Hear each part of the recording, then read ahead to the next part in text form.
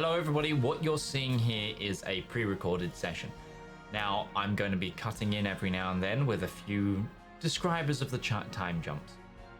The reason this is pre-recorded is because at the end of the last session, we found it necessary to talk through what scenes we wanted to produce and almost begin again with a mid-season break and a session 0 to clear heads, clear discussions, and those kind of things. With that in mind, this episode includes difficult themes, including discussion of illness and disease, the likes of which the world experienced as a whole not too distantly in the past. With that in mind, extra viewer discretion is advised. Now enjoy the episode. Last we left off, Breton, Zedaar, Valymr, Sol, and James had just exited the keep of Castle Cullis, with the large majority feeling that the party itself had different goals. Sol, you had contacted Zep, correct? Yeah, tell him to come pick us up at Castle Cullis. So you'll be waiting here after a few moments in time. You feel the force around you of someone teleporting nearby. It's next to me. It's near to all of you, just into the courtyard of the castle. And there you see Anton and Darius, who had caught up with the ongoings of there's the possibility that an ambassador had been kidnapped on their island and they needed to follow a portal that had just closed on their island, which Anton was alerted to. And they join you here in the mud of the main courtyard. What would those of you who have just been talking, where would you be right now? Would it be you'd begin to pack things, find lodgings for a day before setting out? Is that what you would I think we try to get to the back line, unless somebody said otherwise, because we don't want to stay where the fighting is. Okay. The keep itself isn't fully understood. There's a couple of rings to this castle, so the inner moat and bailey is pretty protected. So you're not exactly in danger where you are. Yeah, there's what was there? Three layers. For the ship to land is the. Oh, for the ship to land, that will be probably outside the castle. It will be quite out. It needs to be out of range of a lot of the artillery, but unless you want to try and party low. But either way, those of you who are there, Darius has now arrived. Hey, Darius. Sorry, wrong person. Darius. Sounded weird there for a second. Forgot what character I was. You sounded kind. What did I miss? Sorry, I've been it's a lot going on. How much time's happened since I was last here and now? Like, has it been like, is this a time where it's been a couple of days, or has it been like since the fight happened, since Darius like finished that night? Probably less than 24 hours. Cool. Yeah, so he's still bruised and battered, and he doesn't look like he slept at all. Yeah, what's going on?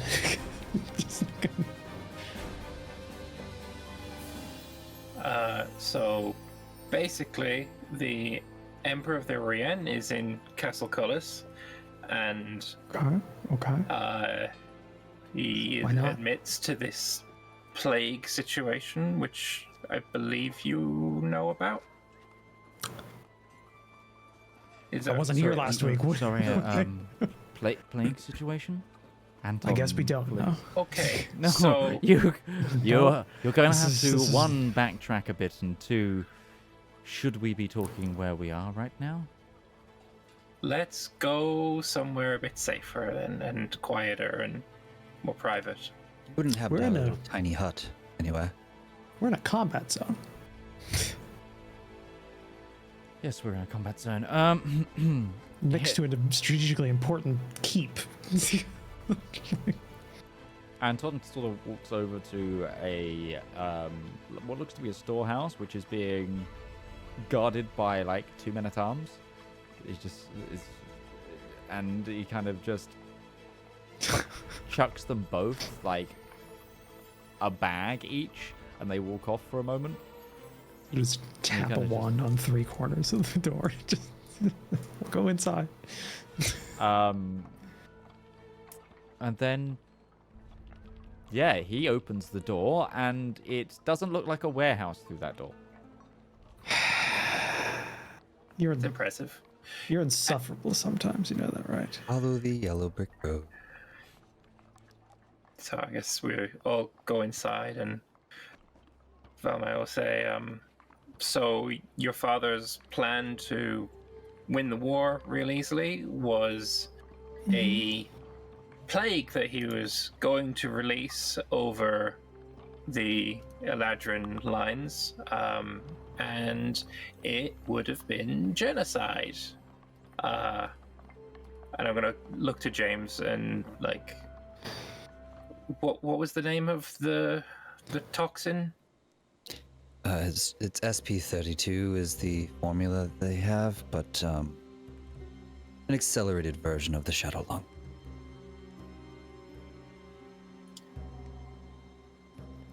The Emperor admits that this was their plan, but I offered, begged, pleaded, whatever, to be able to go to the Eladrin Empire and bring word of this potential genocidal weapon in a way to encourage the war to end.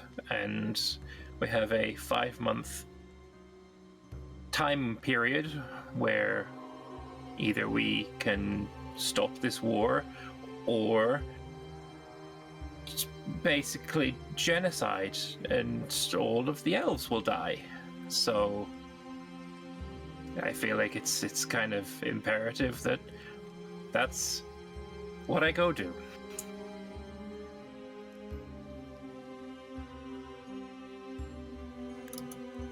Your father's a dick. Agreed. Okay. It's a lot that's just been kind of put down.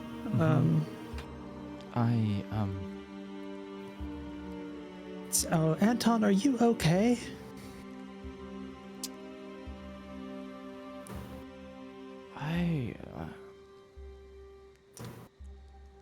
Do you have like a jacuzzi in this mansion or something like that? You can go and, or is it a tiny hut around?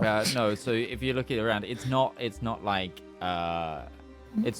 magnificent tower. It's just kind of like you're in like sort of just like a cottage, like a really peaceful small cottage.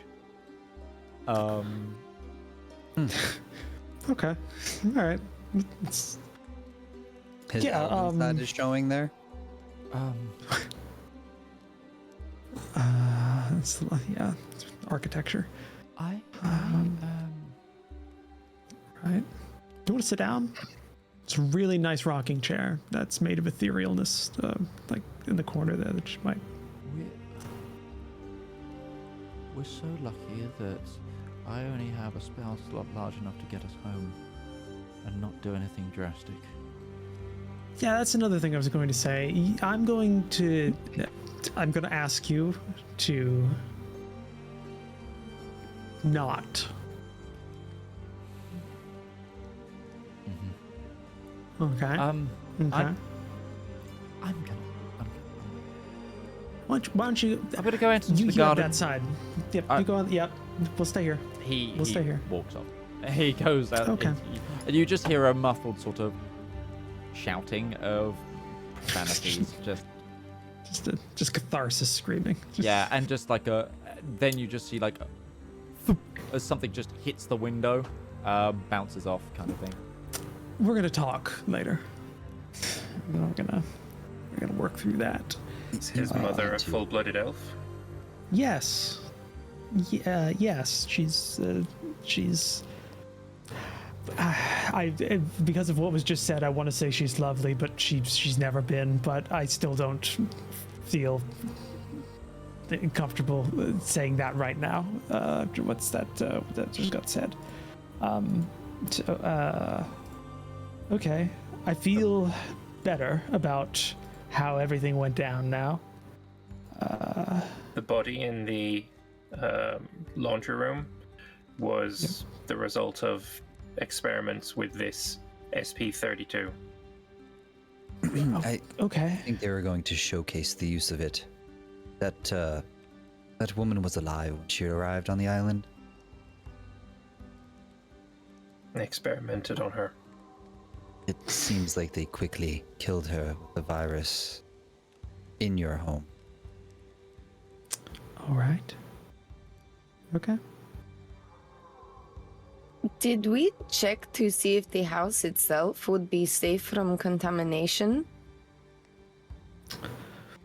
We would have heard something by this point. There's elven and half-elven members of the family and guard force, so something would have been said, I would hope, if it's as fast-acting as you're making it sound. So should be, but I'll let them know when I get back that we might want to just vacate or limit exposure for a while.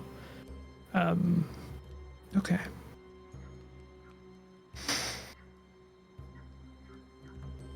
Well, we can't let that happen. My thoughts exactly. We I think it's more of a way of, we have to decide whether we're going to allow the Emperor to ambassador us in a sense, or if we are going to find a more covert route. And I think we were going to wait for Zep arrival as well to discuss further.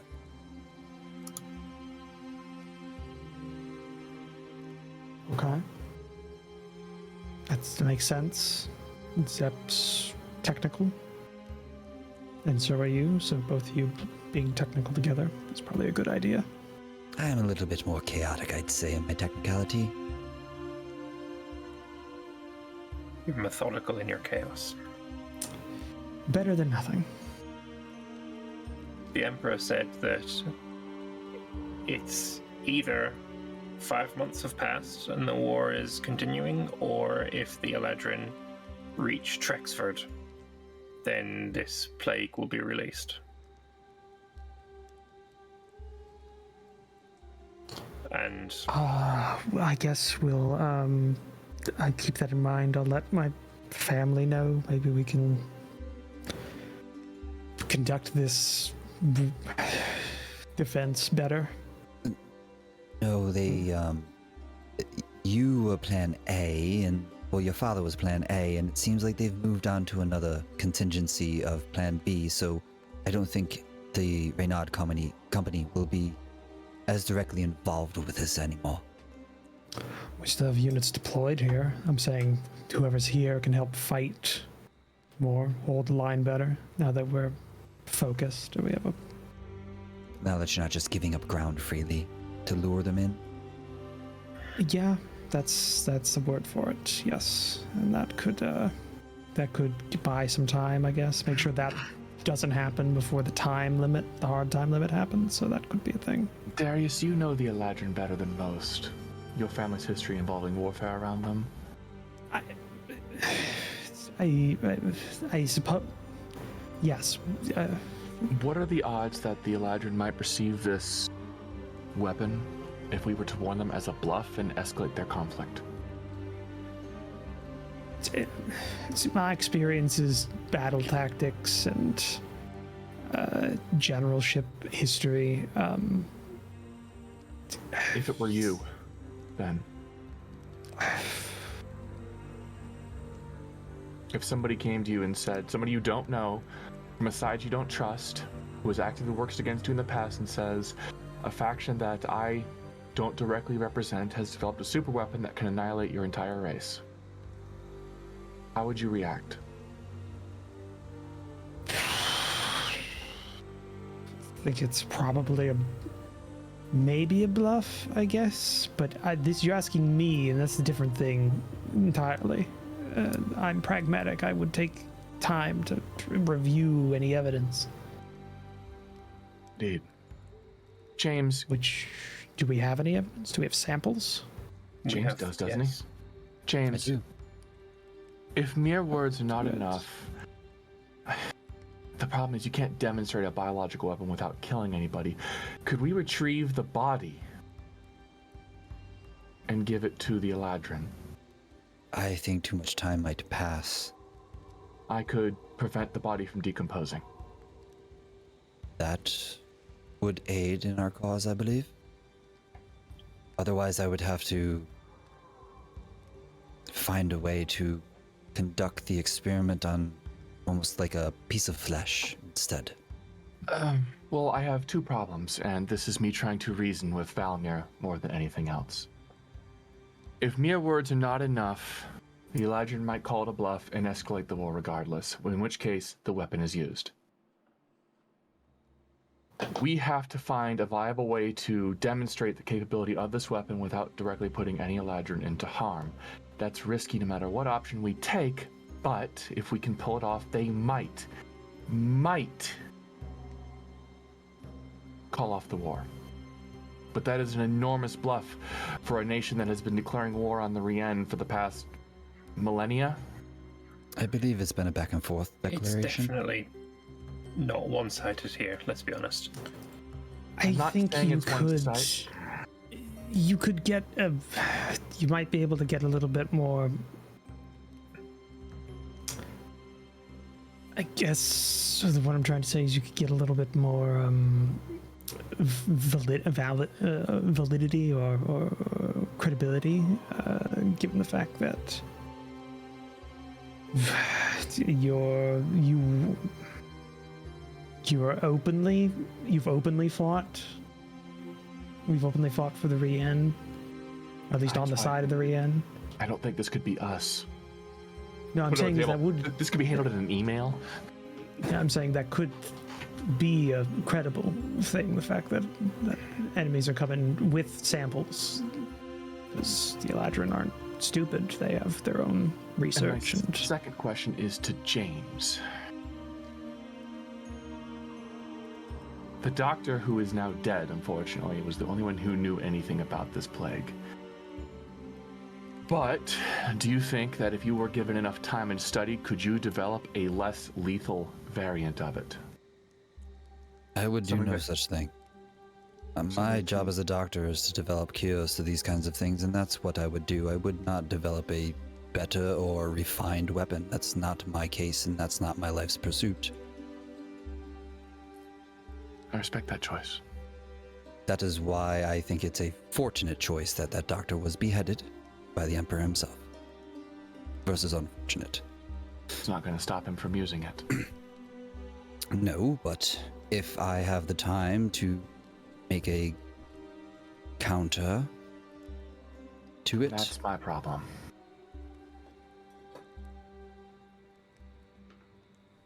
How is that a problem? Because no matter how this side plays out, unless we can end the war, one side loses and a lot of people die.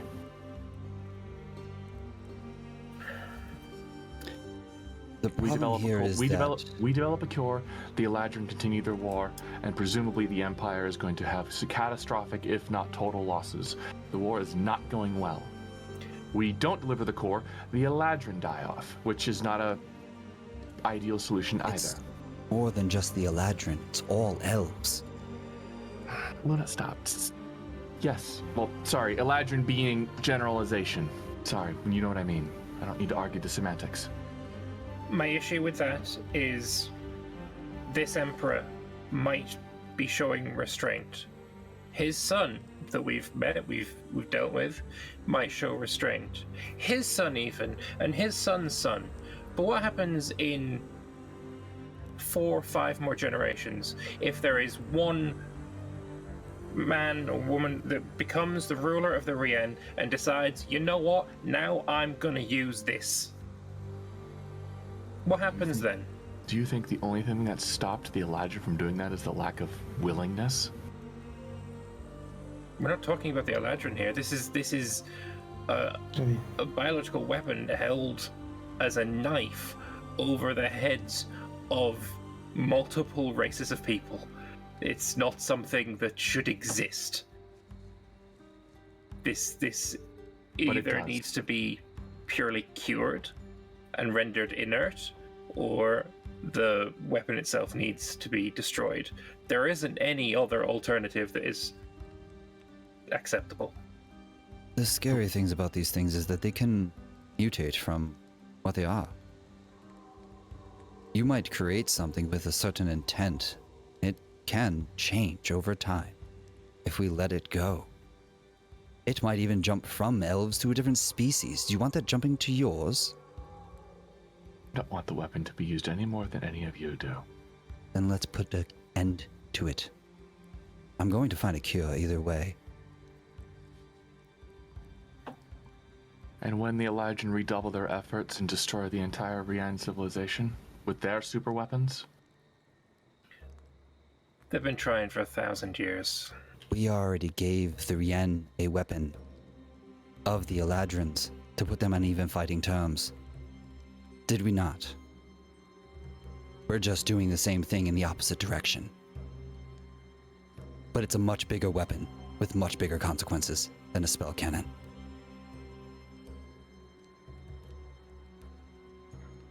Point. It's different when the gun is held to your friend's head than opposed to your family's head. Valymr, I am sorry for my words.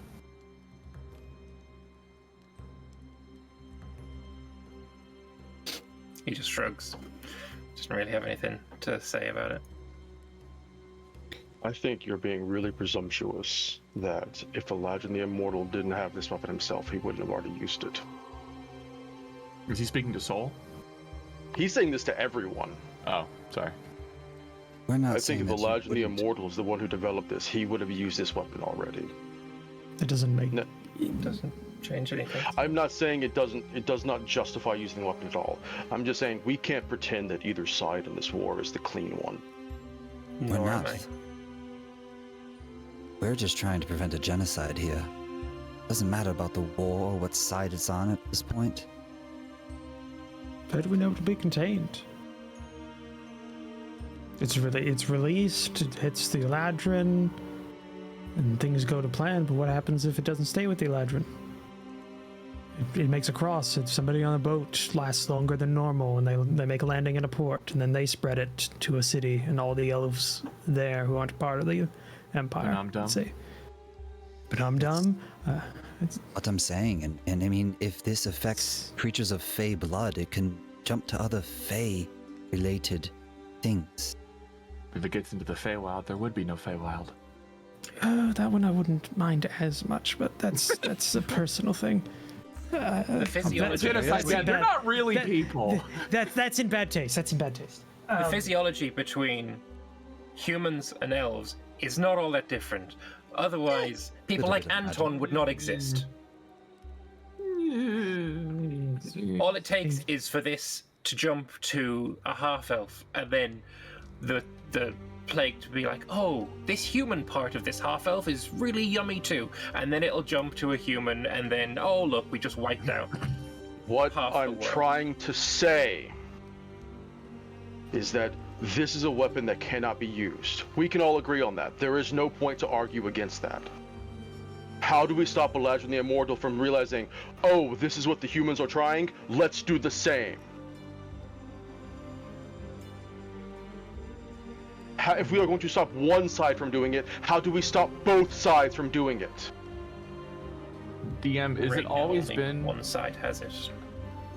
Has it always been? You just argued, Valymr, that what is to stop the generations, 5 generations from now, from doing the same as this one would have done? How do we stop the Eladrins from doing the same? I mean, I completely agree that this should not be used by anyone under any means for any purpose. But right now we have a 5-month time window with which to stop this plague that currently exists, that is currently in the possession of the Empire, from being released. That's the most operative thing that we need to be worried about right now. Worrying about Eladrin, the Immortal, having a version of this plague that he doesn't currently have and using it in the future, that can be another problem for another time. Right now, there is a bit more of a pressing concern. And it seems a semantic argument to worry about what the son of a son of a son of a king is going to do with his, if we are going to stop it right now. I would also very much like to see the weapon destroyed completely, so that the son of a son of a son can't use it. I would point out the difference in the validity of that argument is the fact that you're arguing from a point of, yes, so maybe Eladrin in the future has a weapon that can then do something similar in return, and that's the thing. The problem is, in Valymr's side of the argument, the weapon currently exists. It is in precedent. It is a presence. It is there. It can be used at any point in time, and he's worried about somebody using it down the line whenever they will it. You're making an argument from potentially maybe something in the future is developed that then could be used. There's a secondary step there. We don't know if anything could be developed on that scale. Probably, maybe. That falls to people at that point. We have a presented thing in front of us. Every fine point of this argument has been, we want both sides to remain. So how can we take grander steps to stop one side when we do not take the same steps to ensure this doesn't happen for either? Have a solution, but it's not an ideal one.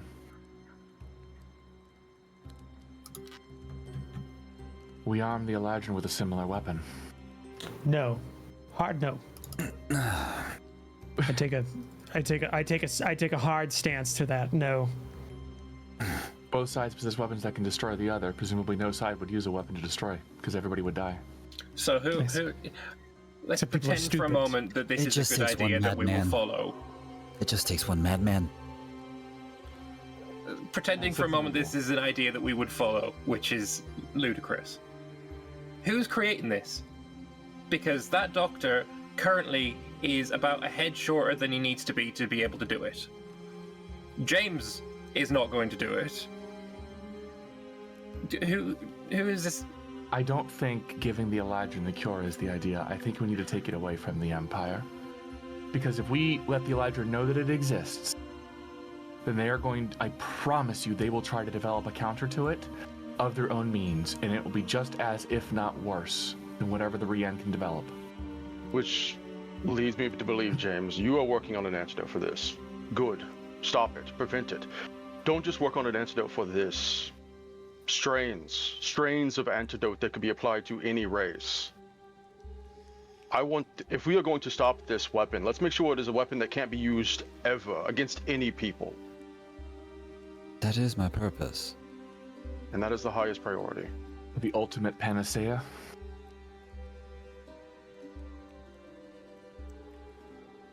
So, is you tried to ask me a question. Is it still relevant? Yeah, for all the wars that have ever been declared, has it exclusively been the Eladrin who declared the war? No. No, the Rian has also declared war? Yes. Yeah. Okay, sorry, I thought it was exclusively the Eladrin were the belligerents. It's basically to and fro. We're currently on a forward-going one, but the next, Okay. the one previous was declared by the last two were declared by the Rian. So they have like an English-French history in terms of like this Exactly constant Yeah. 1 million years war. Nobody really Okay. knows who's the bad guy here. Yes. Oh, Millennium that's War. exactly that. I would like to step outside if I can step away from the conversation. Sure. We could cut to that later. There's still things going on inside. I did see your message. But before you do go outside, Anton comes back in. And Feeling better? clearer of mind. Yeah, I'm trying, but I'm not good at this. Can I speak to you, Darius? Sure. I don't think we're making any headway here. Darius just goes outside. We might have a problem. Okay, all right. I'm gonna need to narrow that down.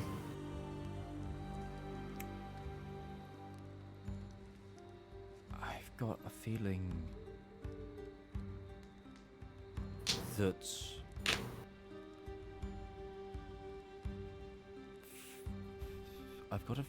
some of this plan had already begun, more than we know, and I think we need to try and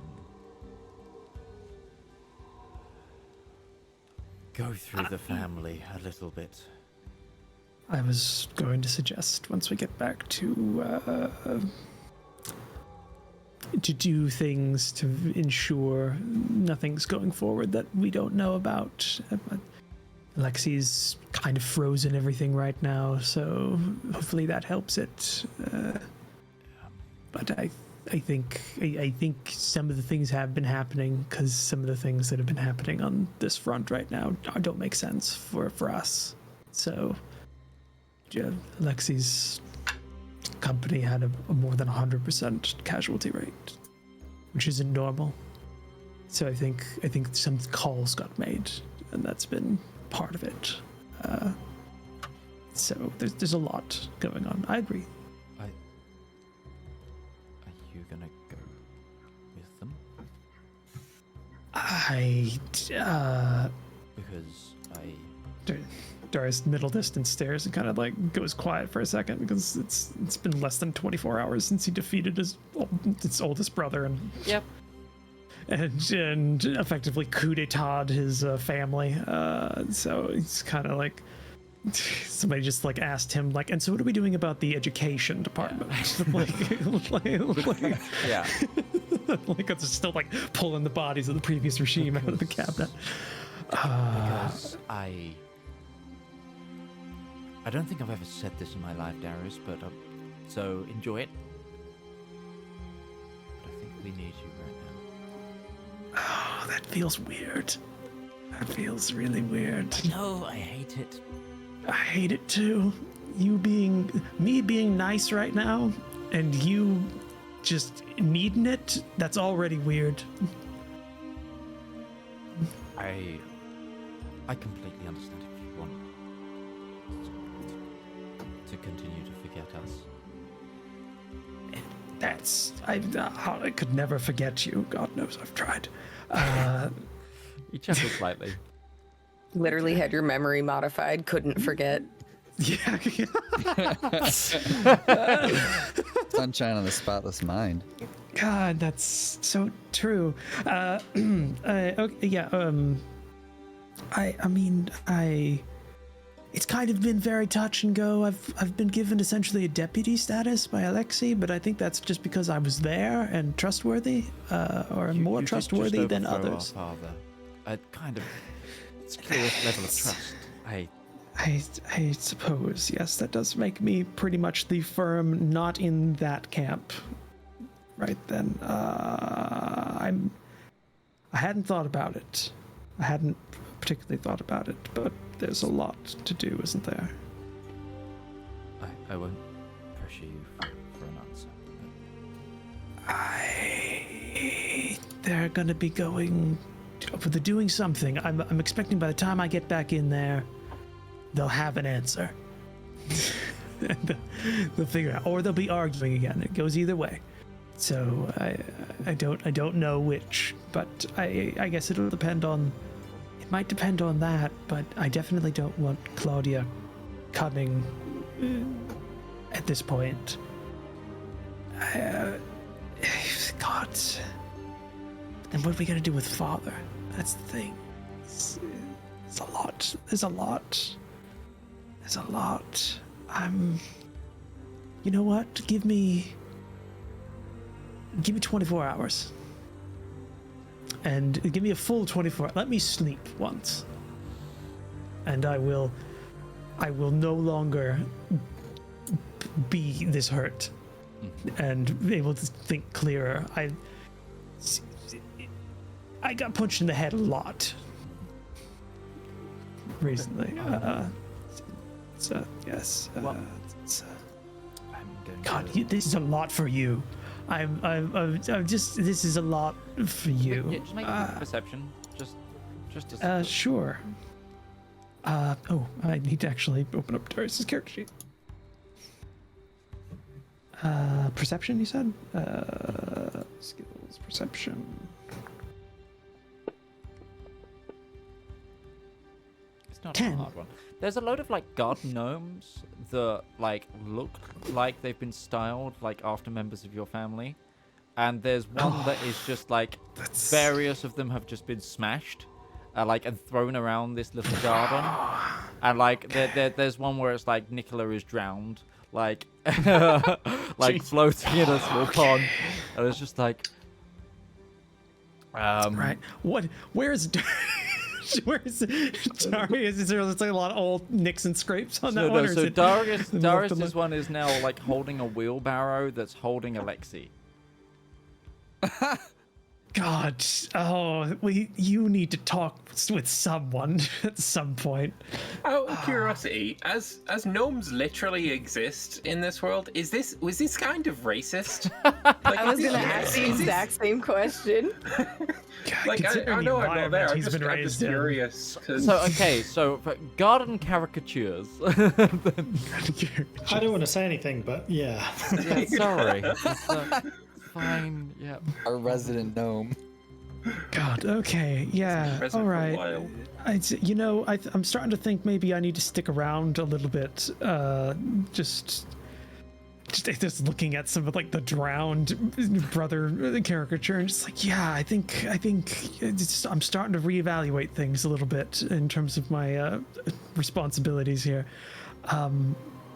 Give me 24 hours and I'll have a better answer for you. Just, somebody helped me a while ago. Just start breathing. Just like start doing like breathing exercises. You're the calm one. Be the calm one. Just embrace it. I'm gonna clean up out here. You go back to your friends. Please, I don't want my friends to see this. Okay. I don't want to have to answer that question. You go back inside. All right. Okay. What about redirection? All right. Still okay. No. It's. What have we been, excluding the conflicts we've had with the Eladrin? What have we been doing this whole time? Putting out fires. The seals. The cults going after them. In whatever solstice event or merging of realms or whatever is making the boundary between planes so thin that dragons are attacking, there's something else going on. If anything could stop a threat between nations, it is a bigger one. A threat to Elendor. If we could convince the Emperor, and obviously he's been spying on us this whole time somehow, but if we could convince Eladrin and the Emperor to meet and we can show them our evidence of what's going on, that this threat is bigger than their war, and that the very reason why the king that never was did what he did is being unraveled, we might move them to a different path, redirect them. I think that's a good idea. I think it's a thing we can do on top of other things. Yes, curing it. Still curing it, but yeah. I think that's still involving ourselves in the war. We need to be above it, because clearly, as a group, we have our own personal investments. Nobody wants to see anybody die, but we also are from the nations that are belligerent in this war, so we need to be above it. Let's do what we got together to do. Why we took Joanna home and learned what was happening. Let's get back on the main quest. I would argue relatively strongly that if an attempt is made to use this weapon, there is never going to be a chance for peace. If this weapon is used, and maybe it's not as successful as wiping out all of the elves, this, say it's just horrifically devastating instead of ending. Imagine, Valymr. This war will never end. Imagine, there will be no Valymr, peace. For once in the entire history since the Green and Pleasant Day, the Eladrin and the humans and all the elves and all the humans found a reason to work together. Yes, I'm not disputing that.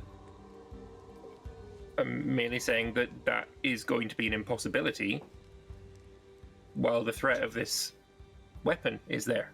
Not if Do we you work- think? Do you think we can wrap that all up in how many? What's the hard time limit? 5 months. Do you think we can wrap up the destruction and poking through of the multiverse and all of that in 5 months? I think that we don't have to if we can present our evidence, get the council together that we had before, bring the leaders of the Eladrin together, bring the leaders of the Rian together, the Nardethal and Legrinsland, to sit down in neutral ground and find out what is happening, because this is bigger than the war. Beings erased an island from existence to cover up something.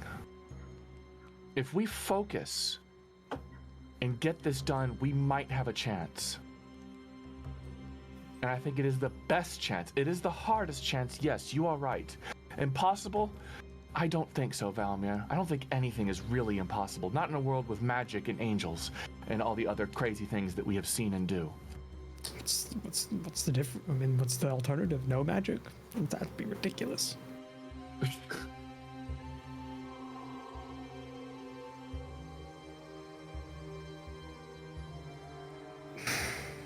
We could still have James work on a cure. We have plague samples. He is a brilliant alchemist, and I think he can do it. And if we come to the timeline, then perhaps he can just send the cure to the Eladrin and say, here, live long and prosper. And then more people will die, but at least nobody's getting genocided. I would point out the fact that even barring the timeline, the hard timeline, the 5-month timeline, the other trip point is the capture of specific territory on the Rien side, of which to hold ground costs lives here. So by making that conscious choice, you're choosing the potential of however many good men and women on both sides dying during that time, in that stalemate, of which, and that's going to happen regardless of what we do. But if we can get them to stop, even for a minute, and get the chance to talk about something bigger, maybe we can get them to stop fighting and people will stop dying. That is the solution, yes? That is what we want. What is your idea for the path to do that, then? We need to get the council together that we arranged in Dragonland, Atria. The academics? They are neutral. Atria is neutral. Or Korzak, I guess, also technically neutral. We get everybody together. We show them our evidence. We show them, and she almost bites her tongue. Is Anton around? Hey, no, he's in the garden. He's in the garden right now. We show them the shroud. We explain what's happened, what's going on. We get the Iron Duke there. Maybe he'll talk about Joanna. I don't know.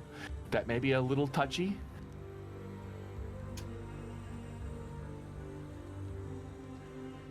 But I've never seen a problem so dangerous that talking can't undo it. And What's the method to getting Elijah the Immortal to the table? That might require you, Valymr. It might require an element of trust for him to give us. Maybe that trust could come The body. paid for by, kind of letting him know about this this plague and getting that all The body. not a thing. I can prevent the body from decomposing. We can have it sent to the Eladrin. Let them know that it is a thing. But either way, that may just escalate the conflict. I think ignorance is our best bet. There is something to getting in touch with the Council, the Secret Society. They had elves amongst their number as much as anything. And there was one individual who was there who was very high up in Elijah the Immortal's ranks. If anybody could be convinced of it, if we cannot convince Elijah the Immortal himself, convince him. Have him be a medium point that this is a stronger point.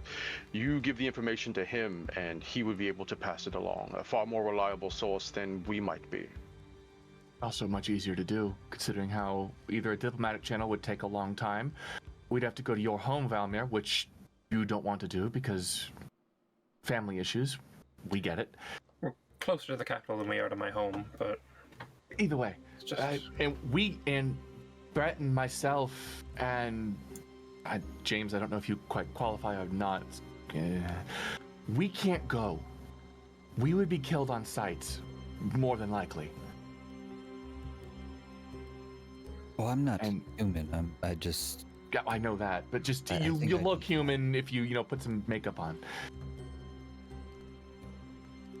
I don't think you'd be killed on sight. There's elves on this side that haven't been killed on sight, and the war is on both sides. It's obviously you would have suspicion, but it's useless to treat one side as worse than the other because that's just not the case. It's just not treating one side as worse than the other. From all knowledge we understood, at the moment Elijah the Immortal has a extradition effort against any humans who enter the Empire. Once you leave, you are removed post-haste through the most efficient means necessary. If they don't want us there. Just to clarify on that, you have been told that there has been cases where ambassadors have been. Yeah, but we're not Ambassadors ambassadors. being We're adventurers. adventurers. We are. yeah. No, Those we we are are not. ambassadors. We are ambassadors. The Emperor himself has given us that. Did that come with documentation? Should we If get out we for needed it, yeah? yes. Yeah. It depended on the route that we were going to take.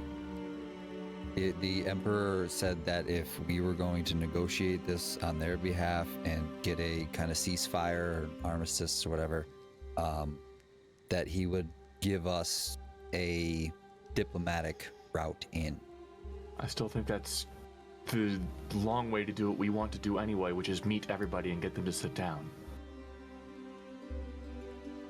I don't know if collecting all the heads of the world in one place is going to actually ever happen. What's the worst that could happen? They say no and then nothing happens. We have nothing to lose but... as a Get off my keyboard, cat! Sorry. one side could use it as a collection point of all of the heads of state with which to. Of both nations, unlikely. Or the cult. Yeah. Or the cults, that's a good one. Or If just they Ironically point convert speaking- the seal. Well, actually, if all the heads of state were to be gathered in a single point and they were to be attacked by the cult, that would sort of make our point. Yeah, really. well, I would also Assuming we counterpoint- could protect them all.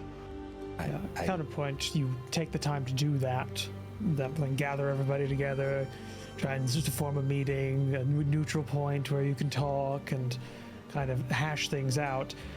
The worst thing that can happen when they say no is the fact that you've wasted 6 months or X amount of months and there's already a genocide going on because it's a hard line. Like, If the Emperor knew that there was a meeting being arranged, do you not think he would give us some leeway in that? he has viable war winning strategy right now. He already And a little gave us the morals. leeway. Yeah. It's 5 That's months. what He's Saul's gonna walk out. She's fucking done with Negotiated. this. This is stupid. She's walking out. She's tired of the, but what if, no. This is done. She's out of here. Well, on that we are in very much agreement. she just walks away. Or you can all sit here and everybody dies and bitch until something. I offered a solution. You can't. There is a way to solve the problem that does not involve caving into the Eladrin or caving into the Empire. And you want to sit here and do nothing about it, Valymr? No, I don't want to do nothing about it. I want to solve the problem that's put out in front of us that has a time limit on it. We are not giving a cure to the Eladrin without guarantees that the war will stop. Fucking watch me. Who says that you're going to stop me from giving a cure? That's my route to take. And if I want to do that, like I said I was going to do, I will do that. I will stop you. You can try. Go ahead. Doubt I'll have to. Go ahead. And may your gods have your back.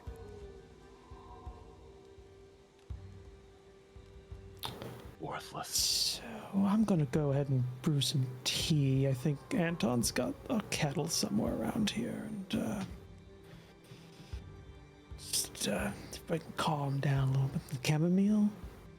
I'm going to go ask, is Anton stable enough to have a simple conversation about Anton's magic? here.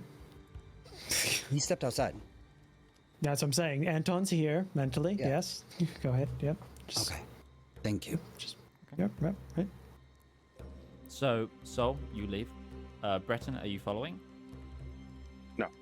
Okay. James, you go Mhm. to the... you go outside and you see Anton sitting on a bench, looking over a little pond. Everything is immaculate in the garden. And yeah. Excuse me, Anton, do you have a moment, please? Oh, yes. Come on. Well, how can I help? I understand you have a lot going on. All of us quite actually do. I would like to have some of your aid magically, if able. I'm wondering if you'd be able to create sort of a small research laboratory space, like you've created here with your cottage, that I could utilize to kind of keep my end of things safe and protected.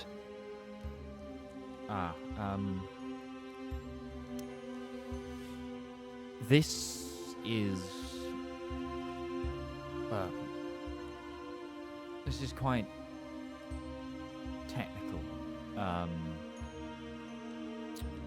I don't know that it's something that I can create without being with you. Besides, this only lasts a day in itself. Before I have to conjure it again. You conjure this from memory each time. That's amazing. Oh, well... It's a good piece of the imagination. I keep it close to heart. You could set something up in a demi-plane. I don't know that I'd be able to do that, but it's definitely possible. You'd just have to carry the demi-plane around. It wouldn't be something that would be able to be done fast. You could always... That's understood. Some mages, wizards, sorcerers of high esteem have demi-plane laboratories. I don't know if there's exactly a market to buy one second hand, but you could always... I just unfortunately wasn't born with the magical means to do so or studied that route. No, it's I'd love to help, but it's not something in my realm of being able to do. I'm sorry. I appreciate your honesty. I'll find another means, and if in your networking or in your connections you ever hear of one popping up, please do send word. I will do what I can. I'll come inside with you. If you need more time, feel free. We're just still going over the same nonsense anyways. No, it's okay. I heard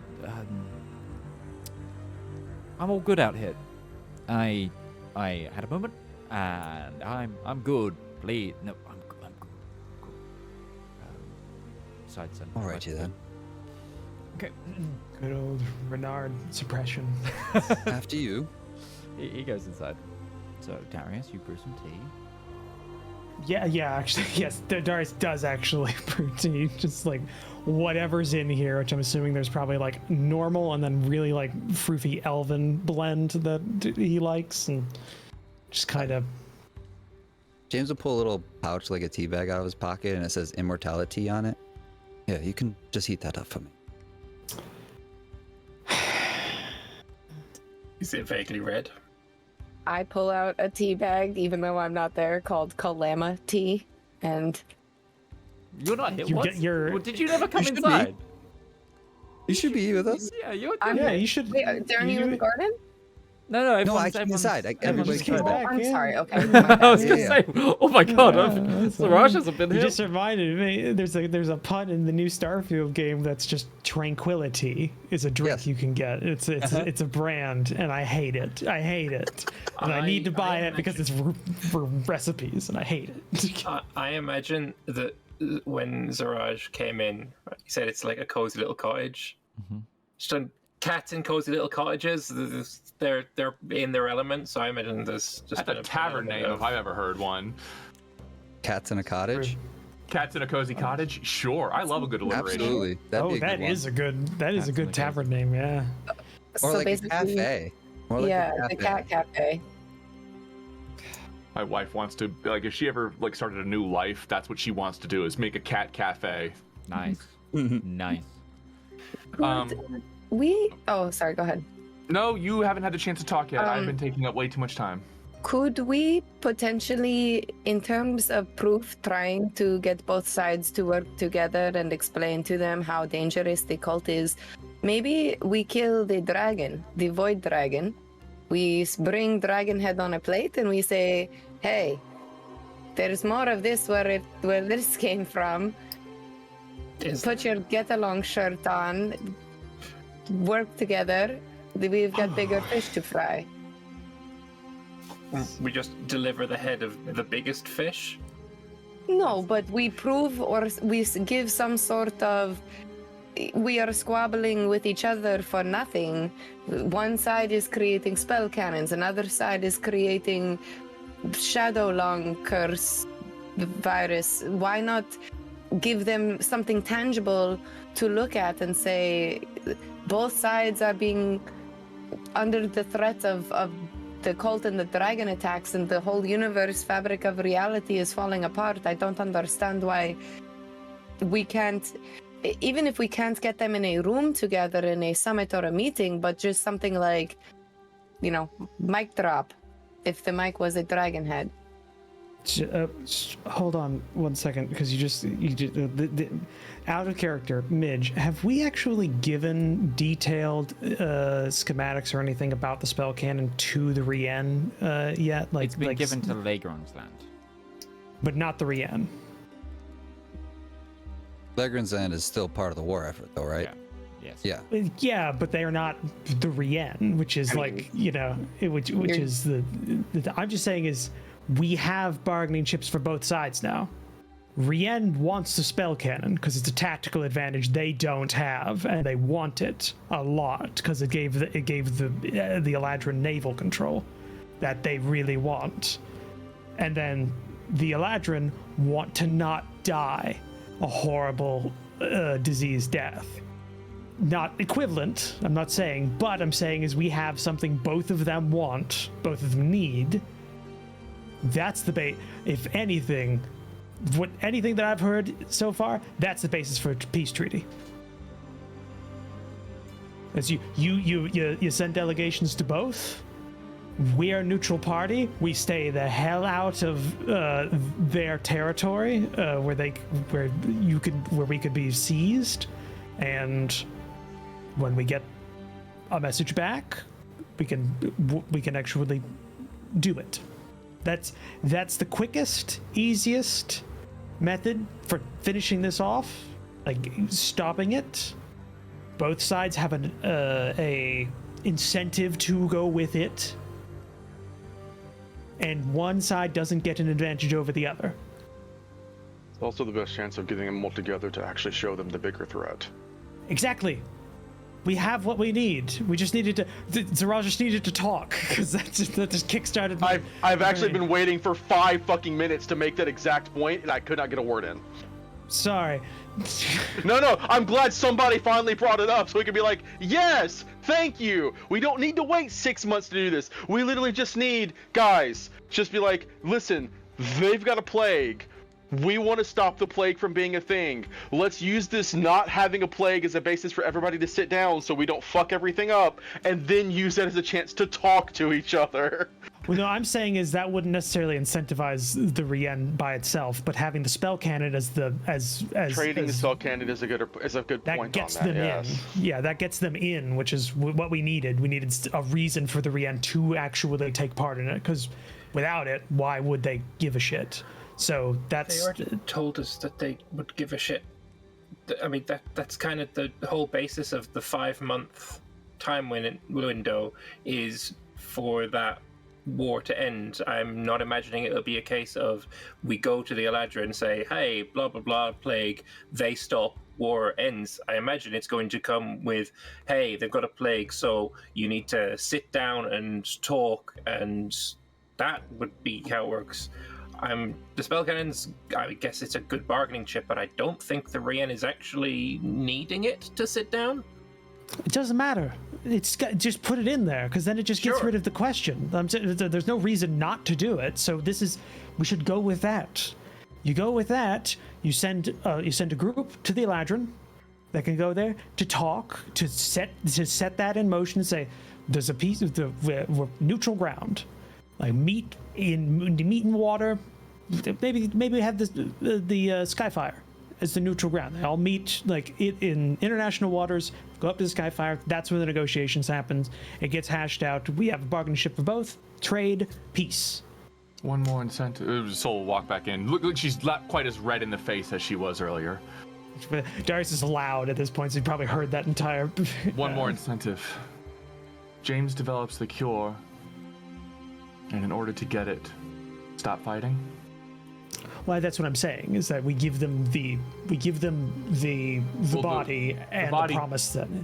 Speaking of, I need to talk to Anton. I need to get back to your home before it decomposes.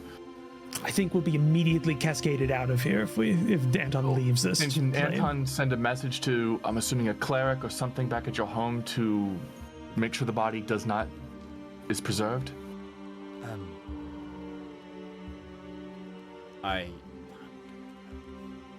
Well, I can send a message if you tell me somebody. No, it's I'll talk. You to only have that one spell slot. I talk to the I'll talk to the master of my head teacher. Just somebody with gentle repose, or I guess that's the Oh, we were just going to put it on ice till you got there. I think gentle repose will prevent it from decomposing entirely. I don't train clerics. Do you not have a cleric on the island? We're more based around combat, and somebody needs to be healing at some point. Got a lot of just for that. potions. I mean, I did do combat. She so lifesaver visibly wants to take a training. desk and just start bang, bang, bang. Father was always quite against clerics because quite often they'll be the people that could dispel his wards, etc. So he mistrusts everybody. Look, we'll put it on ice. It'll be fine till you get there. I'm sure one day won't do too much, right? It was embalmed, correct? It is a virulent, decaying plague that. No, we need to stop it as soon as possible. Honestly, we should probably leave and go there now, just as a group. We're waiting for Zep, unless we're gonna have Zep. I think this is more important. Well, but for Team 5 days. Eladrin party, aren't we technically closer to the Eladrin where we're at now? Yeah. So we could Team split Eladrin here. wouldn't go. Yeah, we could split here, but we need to get back to make sure the body stays on ice as it were. And Darius. Yes, what? You've got that. Sorry. You can make sure the body's back on ice, right? Out of character, Darius can make sure that the body's back on ice when he goes back, him and Anton. Oh, yeah, Darius can't cast Gentle Repose. Soul does not have Gentle Repose. Okay, then. Oh, who does? Sorcerer problems. I don't have enough spells available. Zedaar, maybe? Well, congratulations. Zedaar is farther removed from the situation from any of that. And if you bring Zedaar into this fucking situation right now, he is going to make it worse. Yeah. It's a good point. Grab everybody by the ear and shake them. Okay. There's got to be somebody that we know. I have a Mother's cleric. a family of druids, so we could maybe there. So my mother, sorry. She's a what? Don't worry about it. There's a lot. There's a lot right now. I learned about it less than 48 hours ago as well. If you have someone, we can look. Okay. Right. We just need to go through a riddle, and we can maybe talk to her again. I know how important this body is. I will make sure that it gets moved into my tower, and we'll keep it there. Yes, is that great? Nobody else will have it, and then James, we spoke about things. Just if you need that body, tell me. And besides, if I've then got to deliver it to the Elandrin Empire as proof, he points to his ears. Yeah, that gives you a way in. Probably don't wear the sash and everything. You're smart. Never mind. I'm sorry. I'm just the more neutral. I've been around Claudia too long. I'm probably the most neutral out of our family that to visibly go. Oof. That's your thing, yeah. No. I'll sort the body. Good. Okay. Yeah. So we got that part. So we send that. So we keep the body on ice or whatever we're doing. Turn to phrase. We have the spell cannon already in our possession on neutral territory. Zep has it in. We have one too. Yeah, we have two, or we have a copy or something. Schematics. We have schematics. Schematics, yeah. Yeah, They have which the is actual more hard material. Other way around. Schematics are enough. Other way around. Other way around? We have the actual device, which is more You've got the important. parts. Leghorn's land has schematics. Yeah, so we've got that. So that's already a thing that we have in our possession. Bodies on ice. We have Team Elandrin go negotiate the shit out of that and get that going. And then we have the ones on our side, on the Rien side, trying to get this sorted on that side, work out a time and date, get it done as quickly as possible, but not pushy, actually, make sure it works. And I'll help my family make sure we don't have a premature, triggering of the release by making sure we defend the territory we've got. If it still looks like that might be an issue, I think we've got a plan. I don't think there's anything else to go over. Honestly, I think we've got what we need and how to do it. Getting the council together, or is that just not what we wanted to do? I think the first thing we need to do is make sure they're not going to tear each other apart.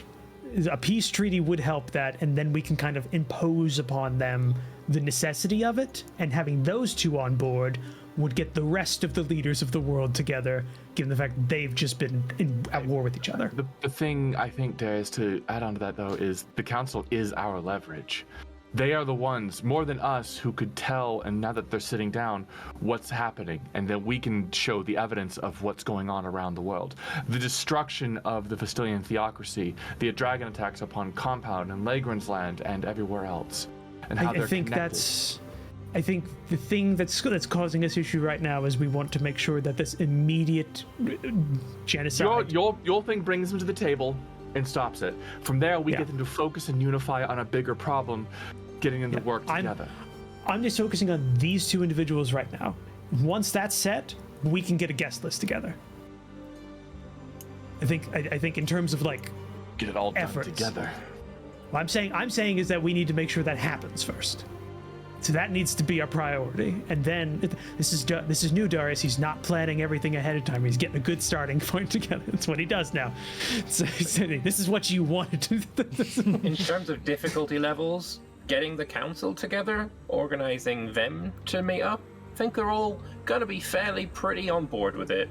Getting the Emperor of the Reynard on board for a meeting, I don't think is gonna be the biggest pain point. It's like, a medium difficulty. Getting Elandrin the Immortal on board for meeting, that's the big one. That's the one that's going to be the most difficult, the one that I think needs the most effort. That's what I'm saying. The Crown Prince might be more amenable to having the meeting more so than the Emperor of the Rian. It doesn't matter. We can But get. you're them right. at the You table. are right about the Eladrin. I don't even think he's in I'm- charge anymore. I think it's somebody else. I don't think it matters who we can get to there, as long as we have representatives of each that can work it out. Then we don't have the issue. We don't have either issue. We've at least eliminated the current issue, and then future scholars can deal with whatever happens after that. But I'm saying is this is the most even-handed way that we can deal with it, and what we can do right now. Should we set a point of contact for both parties, the one going to Team Eladrin and then the point going to go speak on behalf of the Rian? This way we can have, if they want to contact each other. I've got. You could have this, and like Darius hands a snapstone, one of Siraj's favorite Out of magical character, items. what I'm basically trying to say is we designate team leader for Team Eladrin, team leader for Team Rian. That way, when we need to bounce stuff back and forth between the two, we've got clear lines of comms in terms of sending in snapstones. That's true. Radio hierarchy would be good. Yeah. I think that myself, Breton, and maybe Zep could go to the Rian. Valymr, James, Zaraj better going for the Eladrin. Darius. I've got to make sure that we don't lose the ground we need before everything And gets to add settled. just one more thing, I think impartial team leader on top of team leader should be Zep. It should be Zep, Skyfire leader, team leader Eladrin, team leader Rian. And vote him be the party leader, but okay. I think it's fair. would be Right now good. he's not with us for the planning phase. He's not with us for. He's not coming with Team Eladrin, and I'm not sure if he's going with Team Rian, but essentially he also is the smartest. Well, yeah, but he's Marjorie. also, I would point out, if we're doing this the way that we think we're going to do this, Skyfire is going to be neutral territory for it. So having him directly interact with either might be shown as favoritism. So actually, that's a good idea, is having him just be the Skyfire organizer, and then. And also, he's not technically on either side. I mean, Lego and Zant is joined with the Rian, but they're not direct combatants right now. They're more supply, from what right? They haven't actually taken part in combat yet, right? Oh, massively. Cool. All right. So Congratulations, Mordred. You're an NPC once again. Well, I was gonna ask also, all of this hinges on if Mordred consents to Zep being Skyfire team leader. Oh yeah, if Zep was there, he would say that the overarching objective of Skyfire should be the dragons and that threat. The war is meaningless in the grand scheme of things. Souls with him on that one. Cool. But getting the war finished increases the likelihood of making sure the dragon threat is directly. Yeah. So I'm saying is that everybody's happy with this. So if we work that out, we split, we go, and we get it done.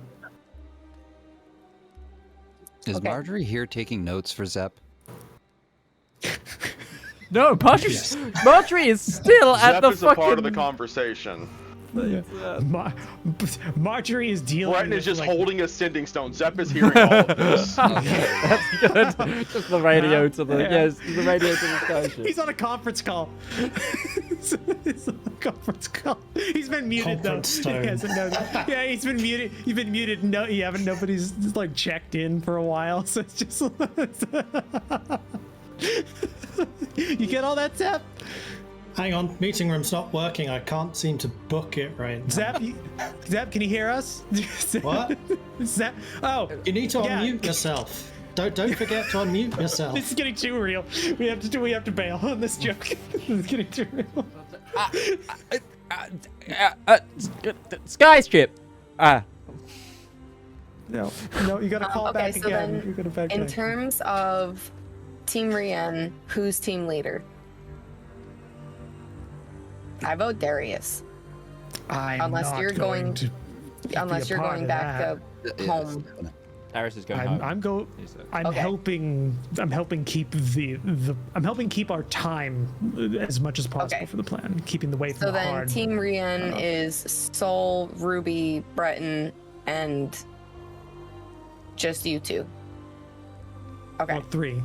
I think. Well, I two know and a half. I knew Ruby would want to be in charge, but Brett would go no.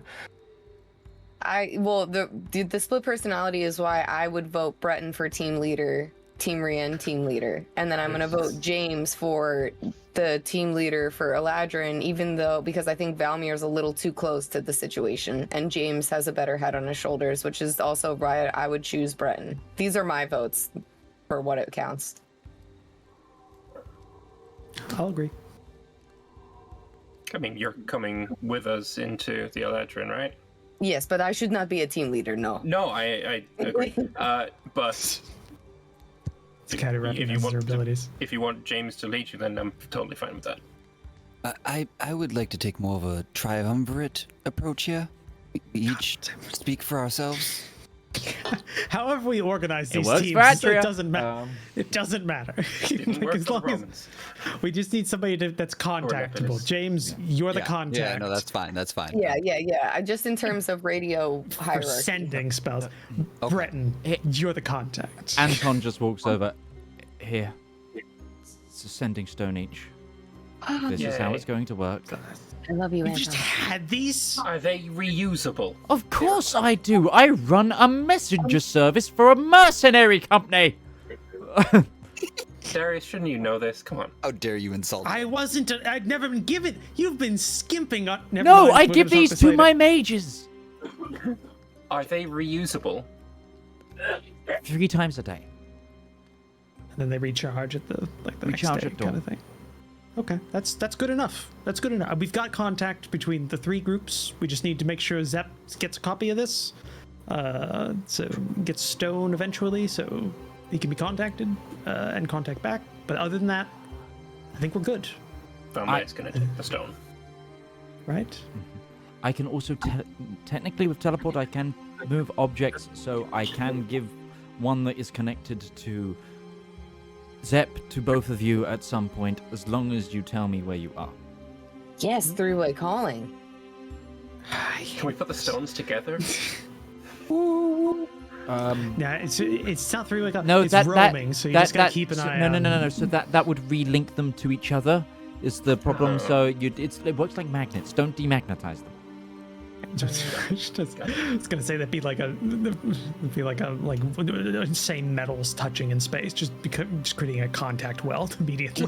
So Yeah, all I'm glad of my somebody else mages does that. obviously use their spell slots mostly for sending, but when they run out, if there's high activity in the day, of course they have sending stones. That's, Yep, good. Are we all good with this plan? We all good? The best Good. process Thumbs that up. you can use. It did not change my plan at all. This was already what I was planning We're to do for me, accommodating. so it accommodates what I Take was the already win. going to do. Take the Sure. W. Take the W and let it go. Nobody's gonna what if this? Oh, I have plenty of what ifs, but we're going to deal with that afterwards.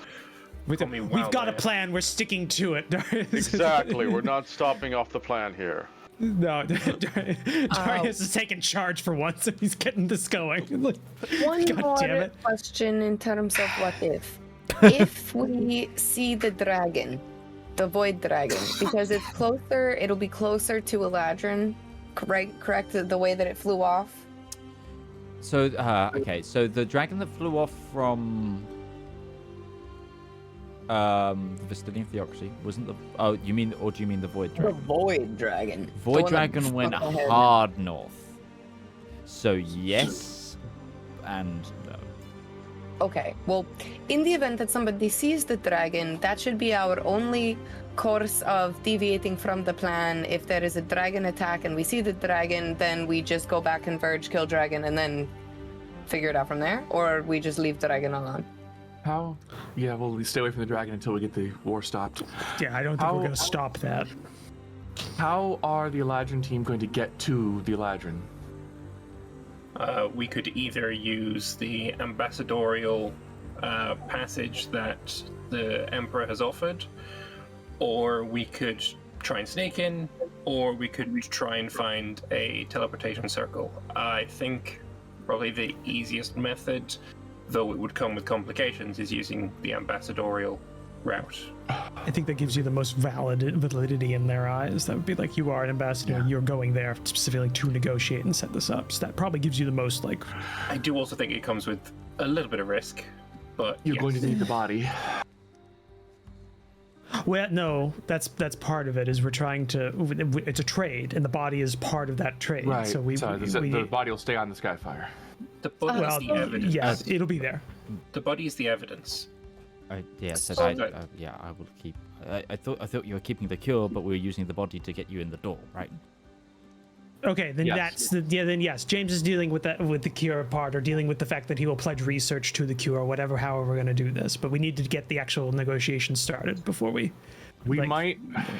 I'm not going to what if this. I think the Empire might have a problem. Everybody had thumbs up 30 seconds ago. No, I think the Empire might have a problem if we say we're going to try to cure it, but let's come to cross that bridge when we get to it.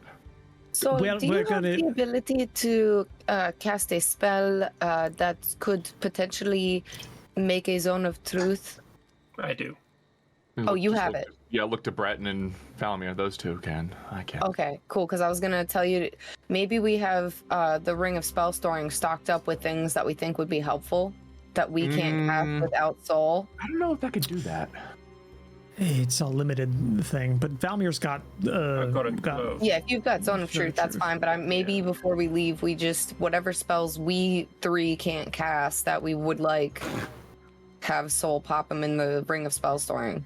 It's a glove, but yes. Yeah. Glove of Spells, the Thanos glove. Sorry, go for it. What is the capital of the Eladrin Empire? Is it Elendor? Eleanor. Yeah. Eleanor, yeah. Yeah. So hypothetically, if the ambassador team were to take the ambassador route, set out from Castle Curse to, is that Naxodinus, and then down to Eastern and charter a boat, how long would it take them to get to the capital? From Noxodanis to the capital. Yeah. Because there are two basically port cities that are right next to both of those cities. Yeah, one is the port. Is essentially the port of Eleanor. It depends if we charter a drow ship or not, let's be honest. Well, if they charter a ship from Noxodanis, it will probably take them 5 days. So really fast. They could get there in really good time. Yeah, like the thing is, like, coastal transit in the Bay of Gold is pretty fast along all of it because It's also controlled by the Eladrin right now, so there's no problems there. yeah, Yeah, I don't think we're timed. I don't think time's going to be a huge issue. Yeah, a maximum week. It's because the currents go to essentially the currents go towards the outing of the bay. Around it doesn't like whirlpool, but it's like that going towards that way is bit, and then it would slow down towards you when you get towards the capital. So like for the majority of that, it would be you'd have the winds, like the trade winds behind you. That would be the fastest route for you all to get there and do that. I'm looking at this as a pure term of optimization of how quickly could people start moving where they need to be. Could also be get teleported from Noxodanis. As ambassadors. Yeah, as ambassadors, they might warrant like a direct transit to bypass like combat. What is in your ring right now? I think it got emptied. I don't think there's empty anything right in now. it. Yeah, because I used the fly from it. Do you want a oh shit, we need to get out of here spell? That sounds like one of the best potential spells I could get in there, yeah. All right, this I don't know how this would work with the DM. You have to let me know. If I cast teleportation circle, do I into the ring? I know it can. It's a 5th level spell. Yeah. You would use and the spell component now. I think is because it wouldn't be an instantation. It wouldn't be the chalk. No, it's duration of 1 minute. You still can. The casting time is still 1 minute if he uses it from the ring. but the sequence, I don't know if that gets stored or does that have to be drawn as part of the thing? I think The casting the spell takes place when you store it, so it is merely a replication when the spell is cast. It would be a predetermined of what you store. So I would give Valymr the sequence, the spell for. Otherwise treated as if you had cast the spell. So I guess it depends on if Valymr do the sequences. I guess it's up to Midge. I would give Valymr the ring and the sequence if necessary to get back to Lagran's land in the event of an actual emergency. Okay. So the one to the lighthouse that you used? Yes. Yep, okay. This will get you back to Lagran's land if I believe as Zep would phrase it, the excrement hits the rotating oscillator. As the excremental hits the Darius. We can't make that joke once he's gone. No, you can't. I mean, I can. It would just be at his expense and he wouldn't be here for it. Yeah, I guess that part's getting cut out of the recording. Either way, this will get you home, and Valymr, sorry. It is what it is. We all have strong feelings on it. You and I are both very close to this. Well, Ruby more than I. Everyone's at fault here. We're dealing with it and we're moving on. Can I apologize in my own way, Breton?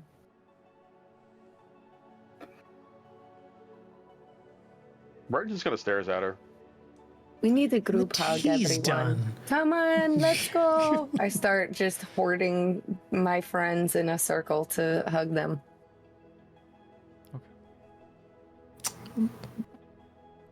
Wait. Soul's still pissed. Does Darius enter the group hug?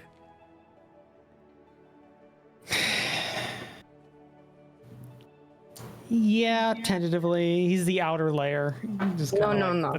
You get just wrapped up. No. You can't make that. Okay, no. All right. There's a 20-second. There's a 20-second limit here. Like picking up a cat. You only get so long before you get turned into cold cuts. Yeah. You start feeling those like echoes going up for a second. Okay, all right. I would like to, in a private moment, not in front of everyone, but like before we go to bed or something like that, like find Darius later. And I want to give your sleepy stabber, your under your pillow knife, back to you. And I also have your hit list that I took, and on the back of it, I just wrote, like on the flip side of the parchment, I wrote Darius hug list, and I would like to put all the people that Darius has hugged as a reminder that you're into the character arc mode and you've made significant changes and you're no longer just killing people and wishing death upon people, but you are also surrounded by love and family and friends. But I won't say anything about it. I'm just gonna give them back to you, just like, I took these from you, but before we part ways, I would like to give them back. All right. Thank you, Zarash. That's very kind of you. I assumed some things had been taken when I saw my room the last time. So thank you for this. That means a lot. Actually, I've got something to give to you. This is more for like I'm giving this kind of to everybody, but it's I think I trust it with you more just right now. Also, I think you might get more use out of it just in general. And he provides a signet ring, like a Reynard signet ring. Just keep that if you're ever in a place that has an outpost, an office, or nearby camp or anything, you should be able to present that and get at least a tent or a hot meal if available. It's a place safe to stay. Oh, I've eaten your camp food. No, thank you. But I will hold on to this, and we will definitely utilize it if we come across any Reynards. Thank you.